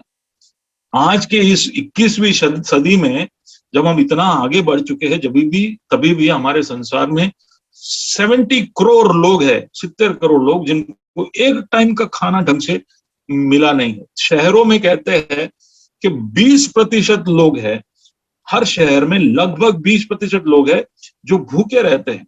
तो ये हालत तो हमारे चारों तरफ है ही, पर उसके अलावा भी हम देखते हैं कि अलग अलग राष्ट्रों में अकाल और बारिश ना होना, और ये सब तो अब बहुत साधारण हो चुका है। बड़े बड़े फैमिन्स और ड्राउट्स खासकर अफ्रीका के प्रदेशों में हम देखते हैं। तो एक सूखापन हमारे चारों ओर है। इस सूखेपन को हम हमारे सोते को सूखने के बराबर देख सकते हैं। कैसा सोता सूखता है? हमारा आय का, हमारे आमदनी का सोता सूख रहा है, हमारे रिश्तों में प्यार का सोता सूख रहा है, हमारी परिस्थितियों में आनंद का सोता सूख गया है, हमारे परिस्थितियों का सामना करने के लिए जो ताकत और हिम्मत चाहिए उसका सोता सूख गया है। तो एक तरह से एक सूखापन हर तरफ हम शायद महसूस कर सकते हैं। शायद हमारे व्यक्तिगत जीवन में ना हो, लेकिन हमारे चारों ओर जब हम लोगों को देखते हैं तो हम देखते हैं कि एक सूखापन हमारे चारों ओर है। इस सूखेपन को देखकर इजराइल प्रभु की ओर लौट कर नहीं आया। वही तो प्रभु यहां पर कह रहा है, तो भी तुम मेरी ओर फिर कर ना आए। यहोवा की ये वाणी है, मैंने तुम्हारे चारों ओर सूखापन भेजा, सूखापन तुमने अनुभव किया, तुम्हें भोजन भी समय पर नहीं मिला, तो भी मुड़ के आने का तुमने कभी सोचा नहीं। ये तो इजराइल का प्रतिक्रिया है। हमारा प्रतिक्रिया कैसा है? हमारे भी चारों ओर जब ये सूखापन हम हमारे चारों ओर देखते हैं, हमारे व्यक्तिगत जीवन में भी देखते हैं, तो क्या ये सूखापन हमें एक प्रभु की ओर से चिन्ह जैसा लगता है? प्रभु जैसे कि शायद ये सूखापन इसलिए लाया है ताकि हम प्रभु की ओर लौट कर आए, क्योंकि प्रभु ने सूखेपन के अनुभव में से भेजने के लिए हमको नहीं चुना, लेकिन ये सूखापन क्या हमको प्रभु की ओर देखने के लिए मजबूर कर रहा है। दूसरा चिन्ह की ओर देखते हैं। जब आप 5 चिन्ह देखोगे तो आप समझ जाओगे कि प्रभु क्या हमें बता रहा है। उसका आमोस चैप्टर 4 उसका 7 और 8 जब हम पढ़े, जब कटनी के 3 महीने रह गए तब मैंने तुम्हारे लिए वर्षा ना की। मैंने एक नगर में जल बरसा कर दूसरे में ना बरसाया। एक खेत में जल बरसा और दूसरे खेत जिसमें ना बरसा वो सूख गया। इसलिए 2-3 नगरों में लोग पानी पीने को मारे मारे फिरते हुए एक ही नगर में आ गए, परंतु तृप्त न हुए, तो भी तुम मेरी ओर ना फिरे। यहोवा की यही वाणी है। दूसरा चिन्ह, पहला था सूखापन, लेकिन दूसरा जो चिन्ह हम यहाँ पर देखते हैं कि कुछ जगह पर बारिश हो रही है और कुछ जगह नहीं हो रही है। कुछ जगह सूखापन है तो कुछ जगह जैसे कि बाढ़ आ रही है या बहुत ज्यादा बारिश हो रहा हो। तो हम यहाँ पर एक इम्बैलेंस देखते हैं, एक असंतुलन। प्रभु ने जैसे कि बहुत सारी चीजों का संतुलन बिगाड़ दिया है, और ये बहुत ज्यादा तादाद में हम हमारे चारों ओर देखते हैं कि कैसे बहुत सारी चीजों का संतुलन हमारे चारों ओर बिगड़ गया। जैसे कि हमारे कुछ क्षेत्र में जहां पर हम बढ़ोतरी या वृद्धि देखना चाहते हैं वहां पर हम सूखापन देखते, और कोई इलाके में हम देखते हैं कि बहुत ज्यादा वृद्धि आ रही है। या घर में एक बेटे को सूखापन है तो दूसरे को वृद्धि हो रही है। तो एक इम्बैलेंस हो गया है, सबके साथ एक जैसा नहीं हो रहा है। और उसकी वजह से क्या हो रहा है कि क्योंकि साल के 9 महीने में सूखापन है और 3 महीने में बाढ़ है, तो पूरा साल ही सूखा जैसा लगता है। बाढ़ का कोई मतलब ही नहीं है, बारिश का कोई मतलब ही नहीं होता। यानी आशीषें आती है लेकिन बैलेंस में नहीं आती।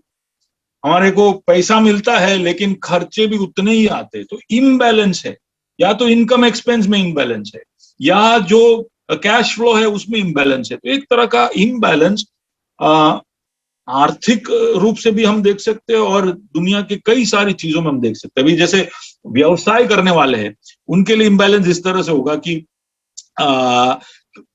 लोगों के पास ऑर्डर बहुत है लेकिन कस्टमर पैसे नहीं दे रहे, या रॉ मटेरियल के दाम कम हो गए लेकिन डिमांड नहीं है, या डिमांड है पर दुकान खुल नहीं रहे, या दुकान खुल रहे हैं तो नफा नहीं है। आप समझ रहे हो, कहीं कहीं थोड़ा थोड़ा दिख रहा है लेकिन उससे कोई फायदा नहीं हो रहा है, क्योंकि बैलेंस में नहीं, इम्बैलेंस में। तो प्रभु इजराइल के उस समय में जो इम्बैलेंस या असंतुलन किया, मैं समझता हूं कि आज की हमारे परिस्थिति में भी इस असंतुलन को, इस इम्बैलेंस को हम देख सकते हैं। इजराइल तो नहीं मुड़ा, इजराइल नहीं मुड़ा, लेकिन हमारा प्रतिक्रिया कैसा है? कई बार जब इम्बैलेंस हो जाता है ना, तो एक तरह का जिद हम पकड़ लेते हैं, हट हम में हो जाती है कि फाइट मारेंगे, हम बैलेंस लेके आएंगे। क्यों नहीं आएंगे? क्योंकि कहीं ना कहीं आमदनी आ रही है, तो खर्चे को हम कैसे भी करके फाइट मार के हम कर लेंगे। ऐसी एक प्रतिक्रिया की तरफ हम आ जाते हैं, एक अच्छा सर्कस आर्टिस्ट जैसे हम बन जाते हैं। तो और हमारे दुनिया की परिस्थिति भी ऐसी ऑफ बैलेंस ही है पूरा। अब उसको आर्थिक तरह से देखो, राजनीतिक तरह से देखो, प्राकृतिक तरह से देखो, धार्मिक तरह से देखो, भौतिक तरह से देखो, मौसम की तरफ से देखो, या पर्यावरण की तरफ से देखो, हर तरफ से चारों तरफ एक असंतुलन हमें दिखाई दे रहा है। आमोस कह रहा है ये सब चिन्ह है, ये सब चिन्ह है, प्रभु की ओर से चिन्ह है कि हम सब लौट कर आए। और ये चिन्ह हमें प्रभु के लिए तैयार करने के लिए मजबूर करता है।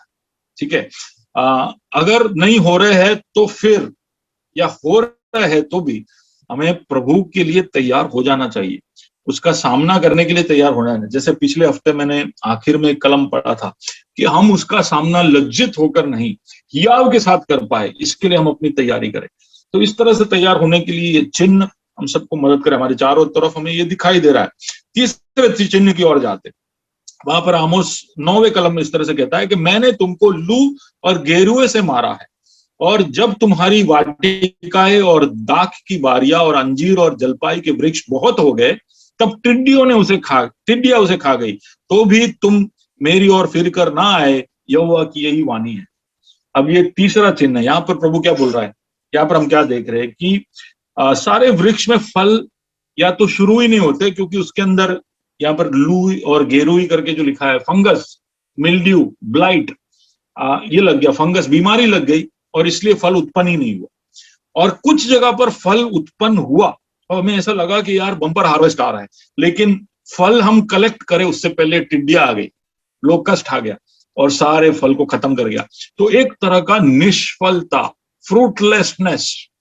पहले मैंने कहा चारों तरफ सूखापन, दूसरा मैंने कहा चारों तरफ असंतुलन, तीसरा मैं कह रहा हूं फ्रूटलेसनेस, एक निष्फलता चारों तरफ हम देख सकते हैं। और हालांकि ऐसा लगता है कि यार ये प्रोजेक्ट अब खत्म हो जाएगा तो मजा आ जाएगा, बहुत ऑर्डर मिले, लेकिन लास्ट मोमेंट पे ऑर्डर कैंसिल हो गया। हम टारगेट के करीब आ जाए उतना इंक्वायरी आ गया है, लेकिन वो पूरा नहीं हो रहा है। प्रोजेक्ट खत्म होने के कगार पर आता है, ऐसी कोई गलती हो जाती है कि पूरा प्रोजेक्ट फेल हो जाता है। तो 5-6 महीने की मेहनत जैसे पूरी तरह से खत्म हो गया। आज सुबह के पेपर में पढ़ रहा था कि गिरनार, सोमनाथ तरफ के जितने भी आम के वाड़ी है, उसके सारे लोग ऐसा बोल रहे हैं कि इस साइक्लोन ताउते ने हमको 25 साल पीछे भेज दिया है। 20-25 साल, जो 20-25 साल में मेहनत कर जो वाड़ियां हमने खड़ी की, वो सब जैसे कि खत्म कर दी, एक रात की बारिश ने खत्म कर दिया। तो एक तरह से एक निष्फलता के अनुभव की तरफ हम चारों ओर, हमारे जीवन में नहीं तो हमारे आसपास के लोगों के जीवन में हम ये देख पा रहे हैं। तो इजराइल की प्रतिक्रिया क्या थी? निष्फलता आई तो इजराइल की प्रतिक्रिया, वो प्रभु की तरफ लौट कर नहीं आए, सोच रहे कि क्यों हो रहा है, ज्यादा खाद डालने से कुछ होगा क्या? इसका प्राकृतिक तरीके से, मानसिक मानुष्य तरीके से या इंसानी तरीके से कैसे इन प्रॉब्लम्स का सॉल्यूशन किया जाए। हमारे जीवन में सूखापन आया है तो हम इसके लिए क्या करें? हम सब बैठकर दिमाग लगा रहे हैं। हमारे जीवन में असंतुलन है तो बैलेंस कैसे लेके आए? फ्रूटलेसनेस है तो कैसे फ्रूट लेके आए? चलो मेहनत करते, लेट अस मेक, नया रिजोल्यूशन बनाते, अब हम 8 घंटा नहीं 10 घंटा काम करेंगे तो हम फ्रूटफुल हो जाएंगे। तो इस तरह के सॉल्यूशंस की तरफ हम भी आ रहे हैं। शायद हम ये नहीं समझ रहे कि शायद ये प्रभु की तरफ से एक चिन्ह हो। अगर आप ऐसा समझ रहे हो और प्रभु की तरफ लौट के आ रहे हो तो प्रभु की महिमा और आपको उसकी वजह से उद्धार जल्द से जल्द प्राप्त हो। लेकिन इतना सब होने के बावजूद भी कई बार हम इसको चिन्ह समझते नहीं है। पर ये हमारे चारों ओर हो रहा है, संसार में भी हर तरफ। इस पैंडेमिक ने तो खास करके कितने सारे स्टार्टअप्स को, कितने सारे प्रोजेक्ट्स को खत्म कर दिया। तो एक निष्फलता की एक लहर को हम हमारे चारों तरफ देखते हैं। तीसरा चिन्ह था निष्फलता। चौथा चिन्ह क्या है? Fourth sign, Amos chapter 4 verse 10, वहां पे इस तरह से लिखा है कि मैंने तुम्हारे बीच में मिस्र देश की सी मरी फैलाई, मैंने तुम्हारे घोड़ों को छिनवाकर तुम्हारे जवानों को तलवार से घात करा दिया और तुम्हारी छावनी की दुर्गंध तुम्हारे पास पहुंचाई, तो भी तुम मेरी ओर फिर कर ना आए, यहोवा की यही वाणी है। अब यहाँ पर इजराइल के साथ क्या हुआ कर यहोवा बता रहा है मैंने बीमारी भेजी और युद्ध भेजा और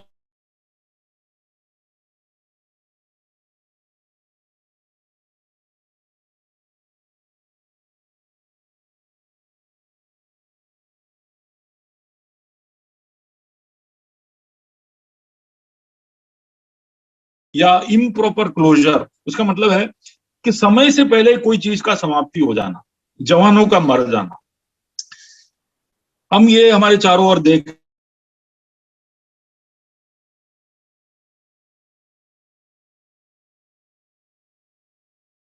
रहे कि बहुत सारे फूलों को जब वो बहुत सारे बिजनेसेस शुरू होने से पहले खत्म हो रहे, बहुत सारे लोग हमें चारों ओर देख रहे हैं। कल भी कोई बता रहा था 24 साल का एक बंदा, शादी के 1 ही महीने हुए कोविड हुआ, चल बसा। तो अभी तो उसने 1 महीना शादी का देखा था और उसके साथ ऐसा हो गया। तो चारों ओर हम देख रहे हैं कि प्रीमेच्योर क्लोजर, जल्दी से लोग जा रहे हमारे सामने से और इस तरह से जा रहे कि हम सही से उनको एक अलविदा भी नहीं कह पा, और इतने तादाद में जा रहे। अब पिछले 1 महीने का हमारा पेपर हम थोड़ा ध्यान से पढ़े तो हमें ये ख्याल आ जाएगा कि ये तो हमारे साथ हो रहा है कि इतने तादाद में मर रहे हैं कि हम उनको अंतिम विदाई भी ढंग से दे नहीं पा रहे, प्रॉपर विदाई नहीं दे पा रहे। और इसलिए कह रहा है कि तुम्हारे छावनी की दुर्गंध, यानी ये वहां पे तो युद्ध इतना हुआ कि इनको प्रॉपर एक गाड़ने की प्रक्रिया भी वो कर नहीं पा रहे थे, इतने सारे लोग मर रहे थे। तो गाड़ ले उससे पहले तो उनकी बदबू, लाशों की बदबू आने लगी, इस हद तक होने लगा। अब हमारे चारों तरफ की परिस्थिति में भी कोई कमी नहीं है, ये कुछ ऐसा ही बुरा था, ऐसा ही बुरा हालत था जब 8-8, 10-10, 12-12 घंटे तक लोग शमशानों के बाहर खड़े रहते क्यू में कि भाई हम इनका अंतिम अलविदा कर पाए। और जिनको अलविदा कर रहे, ना उनको छू सकते, ना उनको ढंग से देख सकते, ना ज्यादा लोग वहां पर पहुंच सकते। तो सब एक प्रीमेच्योर क्लोजर है ना, जल्दी से, समय से पहले कुछ चीजों का समाप्त हो जाना। अब इजराइल तब भी लौटकर प्रभु के पास नहीं आया। और मैं सोच रहा था कि ऐसा तो क्या है कि इजराइल इतना सब हो जाने के बाद भी प्रभु के पास नहीं आता। पाप का छल और हृदय की कठोरता ऐसी चीज है कि कुछ भी हमें हमारे साथ हो जाए तो भी हम शायद सही रास्ते पर नहीं आए।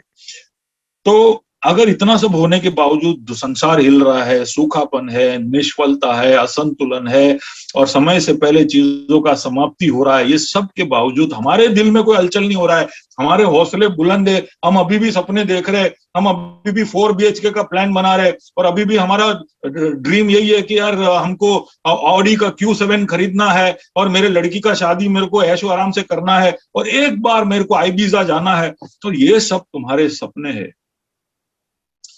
तो कहीं ना कहीं ये पाप का छल और दिल की कठोरता की वजह से हम अभी भी ऐसा सोच रहे हैं। हमारी चारों तरफ हम इस तरह का एक प्रीमेच्योर क्लोजर हम देख रहे हैं। संसार में इतने सारे लोग समय से पहले गए हो, ऐसा एक अनुभव हम सबको देके गए हैं कि हमें कई सारे लोग डिनाइल में, ऐसा कैसा हो गया, ऐसे कैसे चले गए, और हम उस घाव को भर नहीं पा रहे। तो ये हमारे चारों तरफ हम देख रहे हैं, इट इज हैपनिंग, हमारे चारों तरफ ये हो रहा है। तो सूखापन, असंतुलन, निष्फलता और एक प्रीमेच्योर, अनुचित समापन, प्रीमेच्योर और इम्प्रॉपर क्लोजर। 5वां चिन्ह उसके 11वें अध्याय, 11वें कलम में हम देख सकते हैं, मैंने तुमसे कई एक को ऐसा उलट दिया, और परमेश्वर ने जैसे सोदोम और उमरा को उलट दिया था, और तुम आग से निकाली हुई लुकटी के समान ठहरे, तो भी तुम मेरी ओर फिरकर ना आए, यहोवा की यही वाणी। यानी तुम्हारे हक का जो था, तुम्हारे मिलकत जो थी, तुम्हारे पास जो पैसा था, नौकरी, जो तुम बोलते थे कि ये सब था तुम्हारा, वो सब प्रभु ने जैसे कि छीन लिया। अब तुम्हारे पास सिर्फ तुम्हारा जान बाकी है, वो भी इतनी बदतर हालत में है कि तुम्हें ऐसा लगता है कि ये ऐसा जीना कैसा जीना। इस हद तक भी हम देखते हैं, हमारे साथ ये सब नहीं हुआ है तो शायद हम इसकी गंभीरता नहीं समझते, लेकिन चारों तरफ ये हो रहा है ना, ये हलचल, इसके बारे में हम पिछले कुछ हफ्तों से बात कर रहे हैं कि the Lord is shaking up, एक हलचल, एक शेकअप वो कर रहा है, जिसकी वजह से सब कुछ जैसे जो हमारा था, हमारे लाइफस्टाइल में बदलाव आ गया, हमारी नौकरियां चली गई, हमारे दोस्त बिछड़ गए, हमारे आदतों में बदलाव ला दिया, हमारे तौर तरीकों में बदलाव आ गया, हमारा मेकअप बदल गया, हमारा ड्रेसअप बदल गया, हमारे शॉपिंग बदल गए, हमारे सब जगह पर एक शेकअप आ गया। ये सब होने के बावजूद इजराइल परमेश्वर की ओर मुड़कर नहीं। और हमारी क्या हालत है? क्या हम मुड़कर आए? क्या हम अब पुरानी गई तो कोई बात नहीं, नई चीजें इकट्ठा करेंगे, ऐसा सोचकर हम बैठे? संसार भर में क्या हो रहा है? सरकारें हिल गई, लीडर हिल गए, राजनीतिक पार्टियां हिल गई, बैंक हिल गए, कंपनी हिल गए, सिस्टम पूरे पूरे प्रक्रियाएं हिल गई, नेटवर्क हिल गए, बजट हिल गए, स्ट्रेटेजी हिल गए, जो फोरकास्ट थे वो हिल गए, प्रोग्राम्स हिल गए, सब कुछ हिल गया। हर कोई वो सब कागजों को देखकर बैठा है, बोलते है अब इसमें करे क्या, हम इसमें अब फोरकास्ट करें क्या, क्योंकि पिछले साल के हिसाब से इस साल का फोरकास्ट बनाते थे। पिछला साल गया पानी में, ये साल गया पानी के ऊपर के पानी में। यानी अब हर कैलकुलेशन में मिस्टेक आ गया है। और प्रतिक्रिया क्या है? ये 4-5 चिन्ह हमने जो देखे वो इजराइल के ऊपर प्रभु ने भेजे। हमारे चारों ओर भी हम ये चिन्हों को देख रहे हैं। वापिस बोलता हूं, सूखापन, असंतुलन, निष्फलता, एक अनुचित समापन और एक शेकअप, एक हलचल, ये सब हमारे चारों ओर होता हम देखते हैं। लेकिन हमारी प्रतिक्रिया क्या है? अब ये चिन्ह जब हो गए हैं तो आमोस की वाणी यही है कि तू तेरे परमेश्वर से मिलने के लिए, उसका सामना करने के लिए तैयार हो जा। ये सब के बाद परमेश्वर अब फेस टू फेस आने वाला है। फेस टू फेस कौन आने वाला है कर हम उसके 13वें आयत में, आमोस चैप्टर 4 वर्स 13, उसमें इस तरह से लिखा है कि देख, पहाड़ों को बनाने वाला और पवन का सिरजने वाला और मनुष्य को उसके मन का विचार बताने वाला और भोर को अंधकार करने वाला और जो पृथ्वी के ऊंचे स्थानों पर चलने वाला है, उसी का नाम सेनाओं का परमेश्वर यहोवा है। इस परमेश्वर का तेरे को सामना करना पड़ेगा। इसमें बहुत ही इंटरेस्टिंग है जो आमोस यहां पर बताता है। देखने वाली चीजों में हमारे लिए सबसे ज्यादा बड़ी चीज है ना, वो पर्वत होता है। जैसे माउंट, कोई हिमालय को हमने देख लिया तो हमारे लिए देख सकते हैं, उन चीजों में सबसे बड़ा है पहाड़। और जो नहीं देख सकते उसमें सबसे ज्यादा ताकतवर है पवन। देखी और अनदेखी चीजों में, पवन के बारे में बताने की जरूरत नहीं है, खाली आप सौराष्ट्र में चले जाओ, पता चलेगा कि पवन क्या कर सकता है ना। हम अमरेली के बहुत सारे परिवारों के साथ ग्रेस परिवार खड़ा है और हमने लगभग वहां पर 35 से 40 परिवारों के लिए मदद भेजी है अमरेली में। और उसके अलावा पोरबंदर नहीं, दीव में कुछ मदद भेजने की तैयारी हम कर रहे हैं। तो ये सब हम कर रहे हैं, ये पवन की वजह से हुआ है। तो देखी अनदेखी चीजों में पहाड़ और पवन का वहां वर्णन है। उसका सिरजने वाला, उसका बनाने वाला, उसका सामना करना है। पहाड़ को देखकर हमारा मुंह खुल जाता है, पवन की ताकत को देखकर हम भाग जाते हैं। तो पवन और पर्वत को बनाने वाला, उसका सामना तुम्हें करना है। द ओमनीपोटेंट क्रिएटर, सर्वशक्तिमान सृष्टिकर्ता के सामने खड़े रहना। कई बार हम परमेश्वर, ओ परमेश्वर, ए पिता परमेश्वर, परमेश्वर इतना बोलते परमेश्वर कि हमें परमेश्वर भी कॉमन लगता है। जैसे हम बहादुर के बारे में बात करते, जैसे हम रमन काका के बारे में बात करते, जैसे हम रमेश भाई के बारे में बात करते, जैसे हम पास्टर जियो के बारे में बात करते, ऐसे ही हम परमेश्वर भी बोल देते हैं, बड़ा इजीली बोल देते हैं। लेकिन आमोस याद दिलाता है, जिस परमेश्वर का सामना करने के लिए मैं उनको चेतावनी दे रहा हूं, वो परमेश्वर पहाड़ से बड़ा और तौकते से भी ज्यादा सामर्थ्यशाली है। दूसरा, वो तुम्हारे मन के विचार को जानने वाला है, ये ओमनिशिएंट है, वो ओमनीपोटेंट ही नहीं, ओमनिशिएंट है, सब कुछ जानने वाला है। वो विचारों को जांच कर, भावनाओं को, कल्पनाओं को, तुम्हारे मन के अंदर की गहरी बातों को जानने वाला एक न्यायाधीश है, द ओमनिशिएंट जज, तो ओमनीपोटेंट क्रिएटर, द ओमनिशिएंट जज। फिर कहता है कि वो भोर को अंधकार करने वाला, और यानी अच्छे अच्छे समय को, भोर यानी सुबह सुबह, अभी सूरज उगा ही होता है और अंधकार हो गया समझो, यानी और दूसरा वो कहता है कि पृथ्वी के ऊंचे स्थानों पर चलने वाला, यानी कहीं ना कहीं प्रभु हर जगह पर पहुंच जाता है और हर कुछ कर सकता है, और एक तरह के इक्वालिटी, यहाँ पर ऊंच और नीच और अंधकार और भोर को सब दिखाकर हमारे समाज के अंदर जो इनइक्वालिटी है, जहां पर कुछ अमीर है, कुछ गरीब है, कुछ ऊंचे है, कुछ नीचे है, ये सबको दिखाया जा रहा है। कुछ की हालत अच्छी है, कुछ की खराब है, वो सबको बताकर कह रहा है कि प्रभु हर जगह पर है और वो जहां कहीं भी है वहां कुछ भी कर सकता है। द ओमनीप्रेजेंट इक्वलाइजर, एक समान अंतर लेकर आने वाला सर्वव्यापी परमेश्वर। भूलना नहीं किसका सामना करने की तैयारी की चेतावनी मैं दे रहा हूं। He is omnipotent, omniscient, omnipresent. He is a creator, he is a judge, he is an equalizer. सबको समान अंतर करके रख देगा। तुम मेरा पापा, मेरा दादा, मेरा पोता करके बैठ नहीं सकते हो। मैं मेरा फलाना चर्च का हूँ, मेरा इतना मेरा हेरिटेज है, मैं वर्शिप का लीडर हूँ, मैं लाइफ स्टाइल का लीडर हूँ, ऐसा कुछ बोल नहीं पाओगे। मैं इतने समय से इतना बाइबल पढ़ता हूँ, इतना प्रार्थना, कुछ नहीं बोल पाओगे। समान अंतर कर कर हर गहराई वाले सोच को समझने वाला और हर तरह के सामर्थ्य को रखने वाले परमेश्वर के सामने हमको खड़ा होने के लिए तैयार होना है। अब जब ये पूरे विभाग को हम नए नियम के अंदर के एक विभाग के साथ तुलना करते हैं, तो यीशु मसीह जो आखिर में मत्ती रचित सुसमाचार उसके 24वें अध्याय, मैथ्यू चैप्टर 24-25 में, वो उसके दूसरे आगमन के विषय में हमको बताता है। तो उस मैथ्यू चैप्टर 24 के वर्णन को हम देखेंगे और आमोस के 4थे अध्याय के साथ देखेंगे, तो ये सारे चिन्ह और वो सारे चिन्ह, वहां पर चेले यीशु को पूछते हैं कि प्रभु तेरे आने का चिन्ह क्या होगा, तो करके चिन्ह बताता है। तो वहां पर भी हम देखेंगे, वहां पर भी सूखापन, वहां पर भी असंतुलन, वहां पर भी हलचल, वहां पर भी निष्फलता, वहां पर भी एक समापन, ये सब हम देख पाएंगे। उसके झलक अलग अलग शब्दों में वहां दिखाई देगा। लेकिन ये पूरा वर्णन मेरे वापस लौट कर आने का चिन्ह, एक ऐसा समय जब तुम मेरा सामना करोगे, उस दिन से पहले ये सारी बातें होगी। लेकिन उस दिन के लिए तैयारी कैसे करनी है कर भी यीशु वहां पर बताता है, और 3 दृष्टांत वहां पर बताता है। बहुत ही अनोखा एक सीख हमको वहां से मिल सकता है। पहला दृष्टांत, वहां पर 3 दृष्टांत है। मैथ्यू चैप्टर 24 वर्स 45 जब पढ़ोगे तो सारे चिन्ह बताने के बाद यीशु इस तरह से कहता है कि इसलिए तुम भी तैयार रहो, क्योंकि जिस घड़ी के विषय में तुम सोचते भी नहीं हो, उसी घड़ी मनुष्य का पुत्र आ जाएगा, तुम्हें उसका सामना कर लेना पड़ेगा, इसलिए तुम तैयार रहो। कौन कह रहा है? यीशु कह रहा है।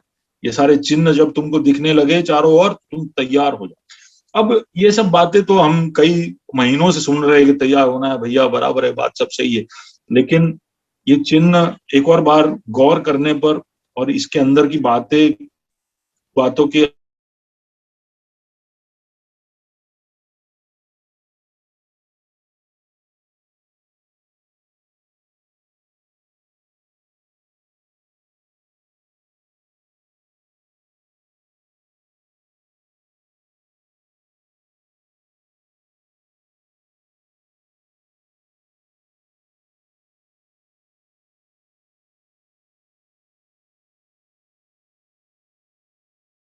जितने भी लोग हैं उनको समय समय पर तू भोजन प्रदान करना।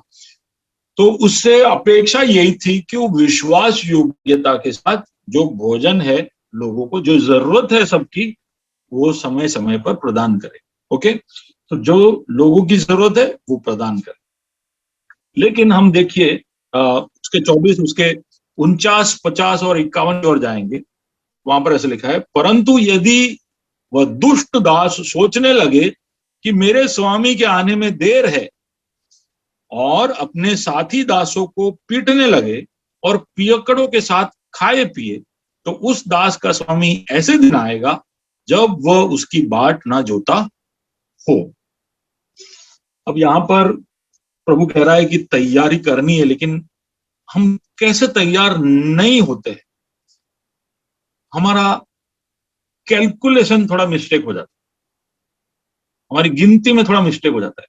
हम ऐसे सोचते हैं कि यार तो सब कितने सालों से, कई लोग बोलते कितने सालों से प्रचार हो रहा है, यीशु आएगा, यीशु आएगा, मेरे परदादा ने भी यही प्रचार किया, मेरे दादा ने भी प्रचार किया, मुझे तो लगता है मेरे पर पोते भी यही प्रचार करेंगे। यानी उसका मतलब क्या है अभी वक्त है।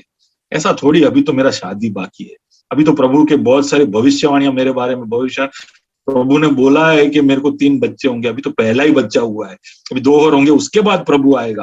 यानी ऐसे बहुत सारे लोगों के अलग अलग बहाने आपको सुनने को मिलेंगे कि अभी टाइम है, या हम बोलते नहीं है लेकिन हमारा प्रतिक्रिया ऐसा होता है जैसे कि यार ठीक है यार, ये सब सुन लेने का, बहुत ज्यादा लोड लेने का नहीं, अपने को अपना काम करते रहने का, अपना सपने सब चालू रखने का। तो इस तरह का एक प्रतिक्रिया हमारा मिसकैलकुलेशन। लेकिन इस मिसकैलकुलेशन में क्या है कि तुम भले तुम्हारे काम करो, लेकिन तुमसे जो अपेक्षा है उसको पूरे करे बगैर नहीं।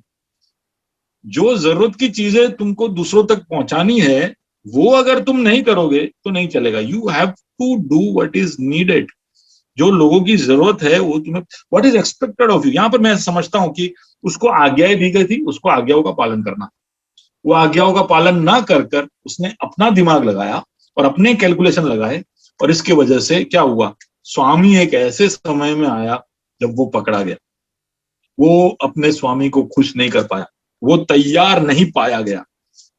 तो यीशु मसीह इस दृष्टांत के द्वारा हम सबको यही याद दिलाता है कि तुम्हें जो बताया गया है उसको फॉलो करो।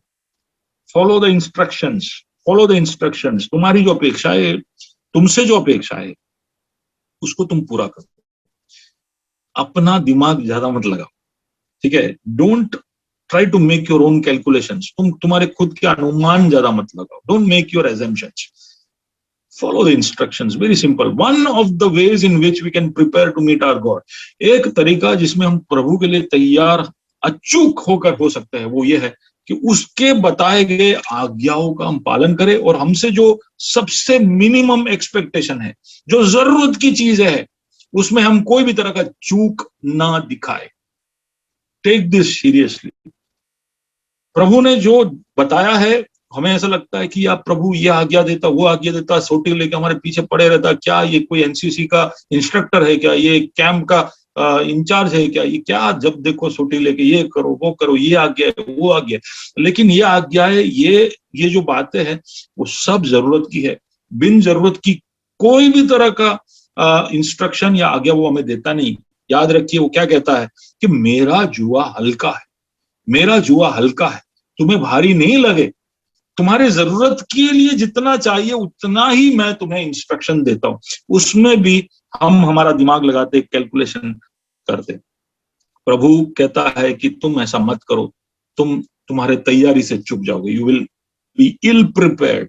मैं अचानक से आऊंगा और तुम्हारा कैलकुलेशन, मिसकैलकुलेशन पकड़ा जाएगा। तुमने जो सोचा है, तुमने जो अनुमान लगाया है वो सब गलत साबित हो जाएगा। इसलिए तुम सबसे पहले तुम्हें जो बताया गया है उसको करते जाओ। अब दूसरे दृष्टांत की ओर जाते हैं। पैराबल नंबर 2, वो मत्ती रचित सुसमाचार 25 उसका 1 से 13 तक हम देख सकते हैं। यहाँ पर 10 कन्याओं का, 10 वर्जिन्स, उसका दृष्टांत बताया गया है। और ये कहानी शायद हम जानते हैं। इसमें से 5 बुद्धिमान कन्याएं थी और 5 मूर्ख कन्याएं थी। और यहाँ पर हम देखते हैं कि इसमें से 5 जो बुद्धिमान थी उसके विषय में ऐसा लिखा है कि उनकी तैयारी थोड़ी लंबे समय के लिए थी। वो जो कुछ सोच रहे थे वो लंबे गाले के लिए सोच रहे थे। जो 5 मूर्ख थी वो ऐसा सोच रही थी कि हाँ ठीक है ना यार, अभी आ जाएंगे, अभी अपने जाते थोड़ी देर में आ जाएंगे और फिर अपने वापस आ जाएंगे। लेकिन जो दूसरी थी, जो 5 बुद्धिमान थी, उन्होंने सोचा कि पता नहीं आज आए नहीं आए। तो थोड़ा और तेल उन्होंने अपने कुप्पियों में भरा और एक लंबे रेस के लिए वो तैयार हो गए। मसीह हमको क्या बता, मसीह ऐसा कह रहा है कि तैयारी का एक भाग ये भी है कि तुम लंबा सोचो, लंबा सोचो। कई बार मसीह जो है वो सब कुछ ऐसे शॉर्ट टर्म में सोचता है।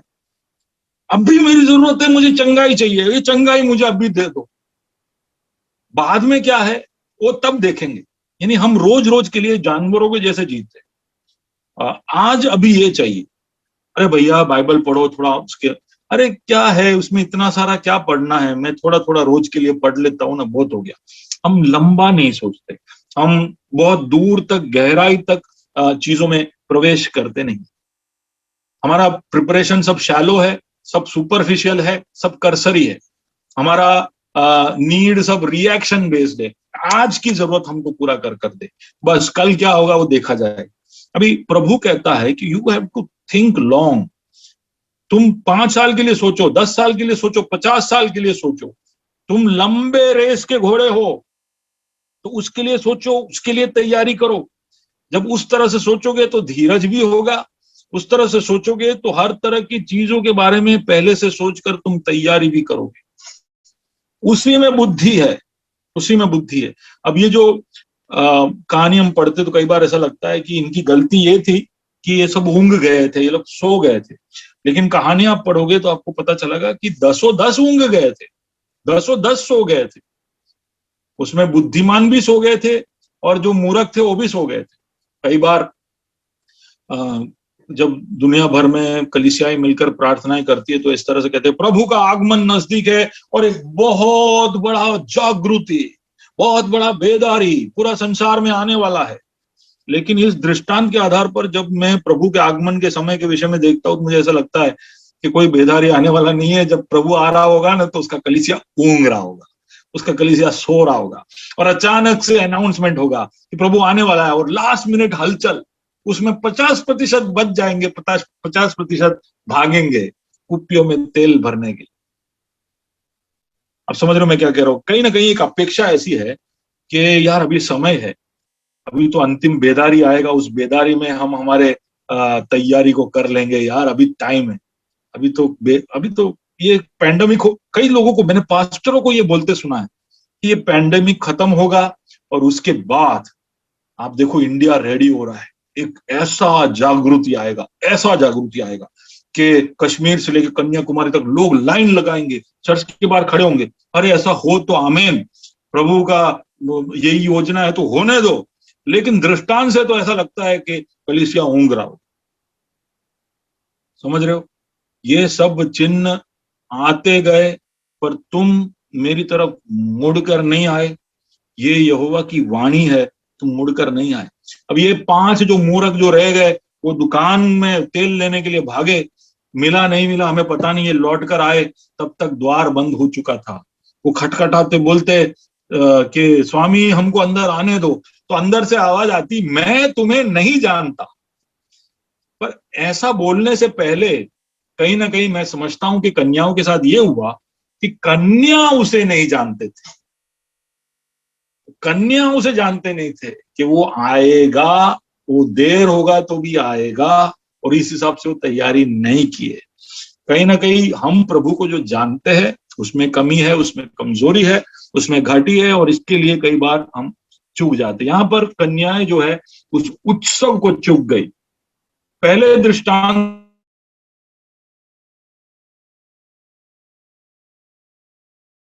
में प्लीज हिज मास्टर, यहां पे हम देखेंगे कि ही मिस्ड द सेलिब्रेशन, जो उत्सव हो रहा था उसको उसने मिस किया। और प्रभु यहां पर हमसे इस दृष्टांत के द्वारा क्या कह रहा है कि लंबा सोचो, लंबा सोचो। जो भी चीज में तुम प्रवेश करो उसकी गहराइयों में जाओ। आराधना में गहराई में जाओ, प्रार्थना में उसकी गहराई में जाओ, वचन में उसकी गहराई में जाओ, विश्वास के जीवन में लंबा सोचो कि मुझे 10 साल विश्वास में रहना है, मुझे मेरे नीचे और विश्वासी आत्मिक बालकों को उत्पन्न करना है, उनके भी बच्चे होने चाहिए। उस तरह से लंबा सोचना चाहिए। वो है तैयारी, वो है कुप्पी में तेल भरना। तो प्रभु कहता है कि तैयारी में ये भी शामिल है कि तुम गहराई में चीजों में उठो, जैसे ऊपर ऊपर से नहीं। ठीक है, एक और बात जब मैं बोलूंगा, अगला जो बोलूंगा तो उसमें आप समझ जाओगे। तीसरा दृष्टांत की ओर आते हैं, मेरे संदेश के अंत की ओर मैं पहुंच रहा हूं। तीसरा दृष्टांत कि मत्ती रचित सुसमाचार उसका 25वां अध्याय उसके 14 से 30 तक जब हम पढ़ते हैं तो वहां पर तोड़ों के बारे में, टैलेंट्स के बारे में एक दृष्टांत है, तीसरा दृष्टांत। वहां पर हम देखते हैं कि एक स्वामी जब दूर देश में जाता है तो अपने 3 दासों को बुलाकर एक को 5, एक को 2 और एक को 1 तोड़े देता है और कहता है कि जाओ व्यापार करो।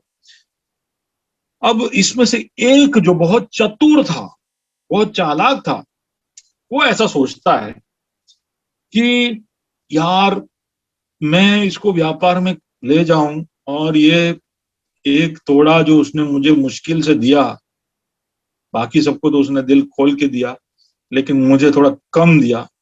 अब वो तो 5 में से 1 जाएगा तो वांदा नहीं, उसके साथ 4 बचेगा, और 2 में से 1 जाएगा वांदा नहीं, तो मेरे पास तो 1 ही है, वो 1 भी चला गया तो फिर वो आके मेरी बैंड बजाएगा।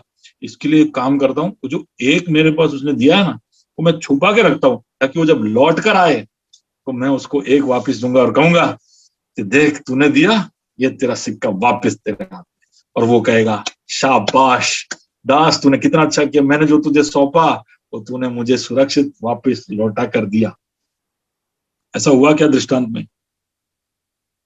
दृष्टांत में ऐसा हुआ कि भाई वाह वाह वाह, सोच कितना इंप्रेसिव है, कितना चतुर है ये। लेकिन हम देखेंगे कि वो अपने स्वामी के कंधे पे एक बंदूक रख के फोड़ रहा है। वो अपने निष्क्रियता को और अपने आलस को और अपने कपट बुद्धि को अपने स्वामी के चरित्र और उसके स्वभाव के पीछे छुपाकर वो अपने उस खामियों को छुपाने की कोशिश कर रहा है। ऐसा हम देख सकते हैं। हम में से कई लोग भी सोचते हैं यार प्रभु ने जो दिया उसको हम संभाल कर उसके अंजाम तक पहुंचाए, बहुत अच्छी बात है। जैसे कि हमारा उद्धार जो है, कई सारे मसीह लोग क्या समझते हैं कि यार उद्धार प्राप्त हो गया, बराबर, अभी हमको कैसे भी करके अपना उद्धार को संभाल के किसी का कुछ बिगाड़ो मत और सुधारने में मत जाओ, क्योंकि दोनों तरफ जाओगे तो क्या लाइफ थोड़ा हलचल में आ जाएगा। इसके लिए अपने को जो उद्धार प्रभु ने दिया ना उसको संभाल के उसको अंजाम तक पहुंचाओ और फिर प्रभु को बोलो देख प्रभु तूने जो उद्धार मुझे दिया वो मैं कितना सुरक्षित तरह से तेरे हाथों में ला कर दे रहा हूं। प्रभु बोलेगा भाई तेरे को मैंने बहुत सारी दूसरी जिम्मेदारियां दी थी, मैंने कहा था कि इसका व्यापार करो, तुझे तो उद्धार दिया है, उस उद्धार का सुसमाचार दूसरों को बताओ। दूसरों को तुम बताओगे तो हाँ मैं समझता हूँ रिस्क है उसमें, कोई झापट मारेगा, कोई गाली देगा, कोई तुम्हें लुभाएगा, कोई फुसलाएगा, तुम्हारे उद्धार रिस्क में आएगा। हो सकता है कि तुम उद्धार खो जाओ, इतने उसके कगार तक आप पहुंच जाओ, लेकिन मैंने तुम्हें ऐसा थोड़ी कहा कि तुम्हें तुम्हारे उद्धार को बचा के रखना है। दूसरा वचन, प्रभु का वचन क्या कहता है कि जिसने तुम में जो अच्छा काम शुरू किया है उसको अंजाम तक पहुंचाने के लिए विश्वास योग्य है। तो तुम्हारे उद्धार को बचाए रखने का जिम्मेदारी तुम्हारा नहीं है, तुमको तो व्यापार करने को बोला है। मैं एक दृष्टांत आपको बता कि तुम्हें जो उद्धार मिला है उसका व्यापार करो। उसका मतलब है कि दूसरों को सुसमाचार सुनाओ, दूसरों को बताओ, लेकिन हम नहीं करेंगे। क्यों? क्योंकि उसमें बहुत रिस्क है, क्योंकि उसमें डोक बार डालेंगे और शैतान एक गरजते हुए सी के नाई चारों ओर घूम रहा है, जो डोक डालेगा उसका डोक बचका भरने के लिए।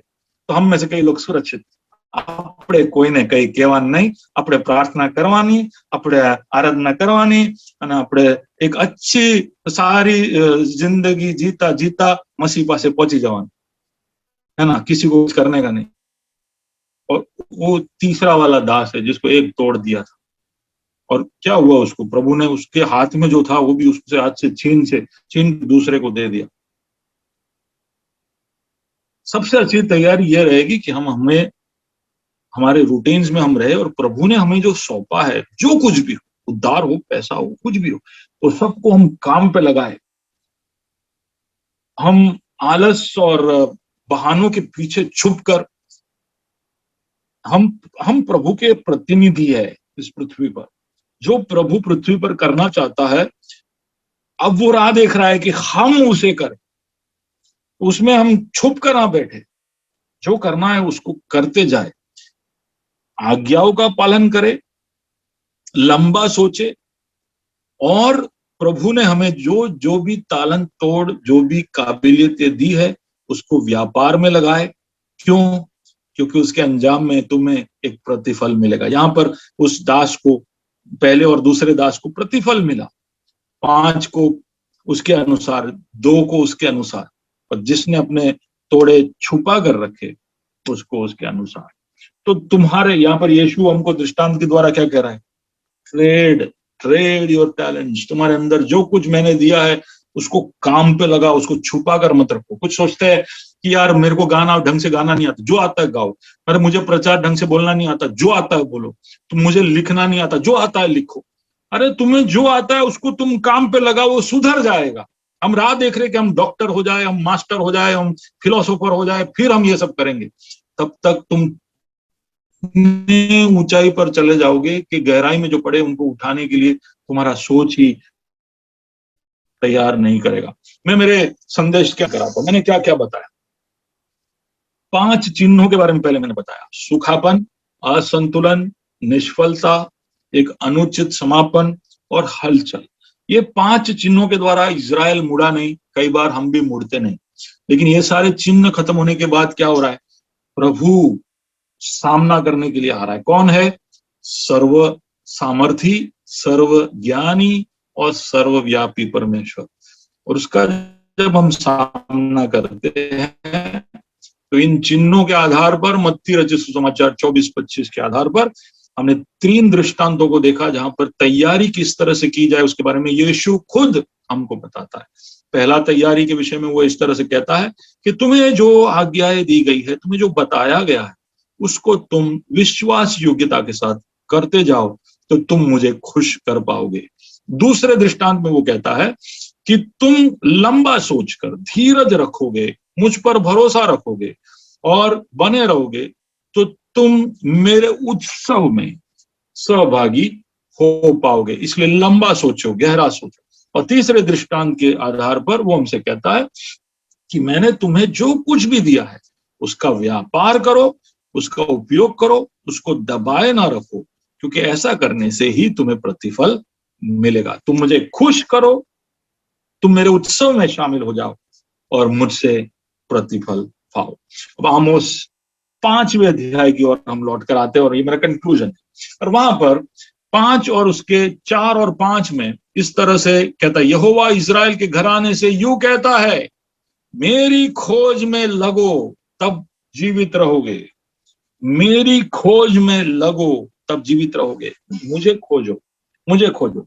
ये मेरे अगले हफ्ते का संदेश है, लेकिन इसका एक वहां पर मैं डालकर एक हुक जैसा डालकर मैं आगे बढ़ूंगा। वहां पर इस तरह से लिखा है कि बेतेल की खोज में ना लगो, गिलगाल में प्रवेश ना करो और ना बेरशेबा में जाओ। इसके ऊपर हम अगले हफ्ते देखेंगे। लेकिन वहां पर कहता है कि तुम बेतेल मत जाओ, गिलगाल मत जाओ, बेरशेबा मत जाओ, तुम मुझे खोजो।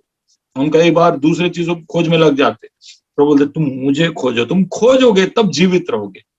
जीवित रहने के वास्ते, तुम्हारे उद्धार के वास्ते तुम मुझे खोजो, और तुम ऐसा करोगे तो तुम मेरे सामने लज्जित हुए बगैर, पहला यूहन्ना 2 और उसका 28 जो पिछले हफ्ते मैंने पढ़ा, निदान हे बालको उसमें बने रहो, जब वो प्रकट हो तो हम में हियाव हो और हम उसके आने पर उसके सामने लज्जित ना हो।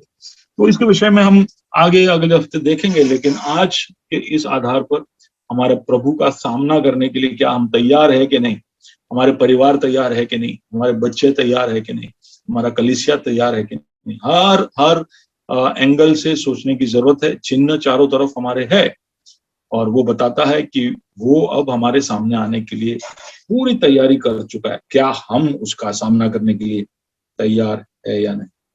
क्या हम आज्ञाओं का पालन कर रहे हैं? क्या हम लंबा सोचकर प्रभु के पीछे है कि हमारी छोटी छोटी आजकल की जरूरतें पूरी करते करते हम एक जानवरों की जैसी जिंदगी जी रहे, या हम प्रभु ने हमें जो कुछ भी सौंपा है उसका उपयोग सही ढंग से कर रहे हैं ताकि उससे प्रतिफल मिले?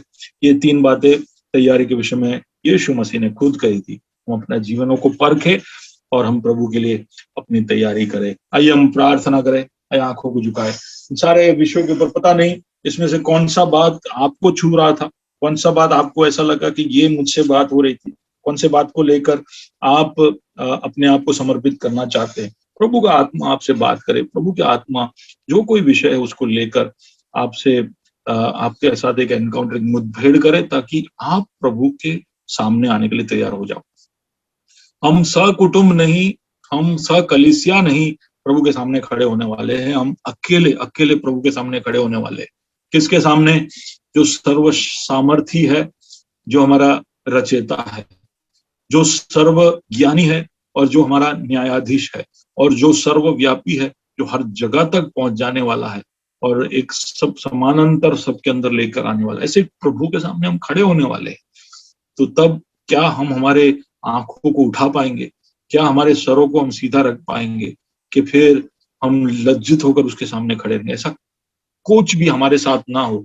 इसके लिए हम हमारे जीवनों का निरीक्षण करें, हम अपने आप को तैयार करें, समर्पित करें। जैसे आज हमने टीम्स के समरी में से सुना कि जैसे कुम्हार जो है वो मिट्टी को तैयार करता, उसको कई बार अलग अलग तरह से उसको कुचलता, उसको मोड़ता, उसके ऊपर उसको भिगोता, उसको सुखाता, फिर उसको घुमाता। तरह तरह की परेशानियां हमारे जीवन में आती है, लेकिन उसके अंत में वो हमें एक बहुत ही सुंदर सा घड़ा बनाने की कोशिश में है। तो क्या हम उसके साथ सहकार कर रहे हैं?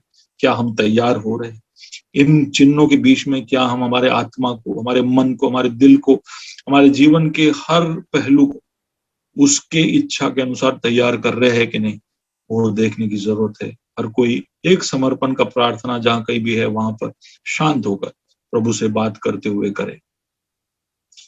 प्रभु जी हमारी मदद करना कि हम अपने आप को तैयार कर पाए, तैयार कर पाए। तैयारी के विषय में 3 बातों को तूने हमको बताया कि किस तरह से प्रभु जी जो इंस्ट्रक्शंस, जो आज्ञाएं तूने दी है उसके अनुसार हम जो जरूरत की चीजें वो करते रहे, तेरे आज्ञाओं का पालन करते रहे, उसमें कोई भी तरह की अलग गिनती हम ना करें, हम हमारी अक्ल ना लगाए, और हम करते रहे ताकि हम तुझे खुश कर पाए। वही नहीं, हमने ये भी देखा कि किस तरह से हम लंबा सोचे, दूर तक की सोचे, अपने आप को हर तरह की परिस्थिति के लिए तैयार करें। हम ऐसा ना सोचने लगे कि प्रभु हमारे अनुसार सब करेगा। हम हर चीज के लिए तैयारी रखें, हर चीज के लिए हम तैयार हो जाए। उसके लिए प्रभु जी हमारी मदद करना, तभी हम उत्सव में शामिल हो पाएंगे। और ये भी हमने देखा कि जो कुछ तूने हमको दिया है उसका हम व्यापार करें, हम बांटे, दूसरों को दे। उससे शायद नुकसान हो सकता है, उससे शायद प्रभु जी हमें घटी उस समय के लिए हो सकती है, लेकिन हम व्यापार करेंगे और तू जब आकर हमारा लेखा लेगा तब हम फायदे में ही रहेंगे। हम जब विश्वास योग्यता के साथ व्यापार करेंगे तू नुकसान होने नहीं देगा। हम हमारे आलस को, हमारी निष्क्रियता को छुपाए ना और छुपाने की कोशिश ना करें, हम हमारी चतुराई और चालाकी का इस्तेमाल ना करें, पर जो तू हमसे अपेक्षा रखता है वो हम करते जाए। इसके लिए हम सबकी तू मदद करना। हमारे बीच में आए हुए सबको तेरे हाथों में सौंपते, उनकी जिंदगी की अलग अलग पहलू परिस्थितियों में, उनके नौकरी के क्षेत्रों में, घर में हो, उनके बच्चे, जितने भी जवान हमारे बीच में है, हमारी बहनें, हमारे वृद्ध, हमारे बीच में जो बीमार है, जो चंगे हो चुके हैं, प्रभु जी अलग अलग परिस्थितियों में जो लोग हैं सबको तेरे हाथों में सौंपते हैं। हमारे दूसरे कैंपसेस के हमारे मित्रगण, हमारे भाई बहन, हमारे पास्टर्स, हमारे लीडर्स, सबको भी तेरे हाथों में सौंपते। हमारे राज्य को, हमारे देश को, हमारे इस पूरे संसार को तेरे हाथों में सौंपते हैं। राज्य भर के और देश भर की कलीसियाओं को तेरे हाथों में सौंपते। हम सबके अंदर प्रभु जी एक जागृति तू व्यक्तिगत रूप से, पारिवारिक रूप से लेकर आना, ताकि हम सब तेरे आगमन के लिए तैयार रहे, हम सब तेरा सामना करने के लिए तैयार हो जाए। प्रार्थना सुना इसके लिए धन्यवाद। यीशु मसीह के नाम से इस दुआ को मांगते हैं, आमीन। पिता परमेश्वर का प्रेम, यीशु मसीह का अनुग्रह, पवित्र आत्मा की संगति और सहभागिता हम सबके साथ हमेशा हमेशा होती रहे। आमीन, आमीन।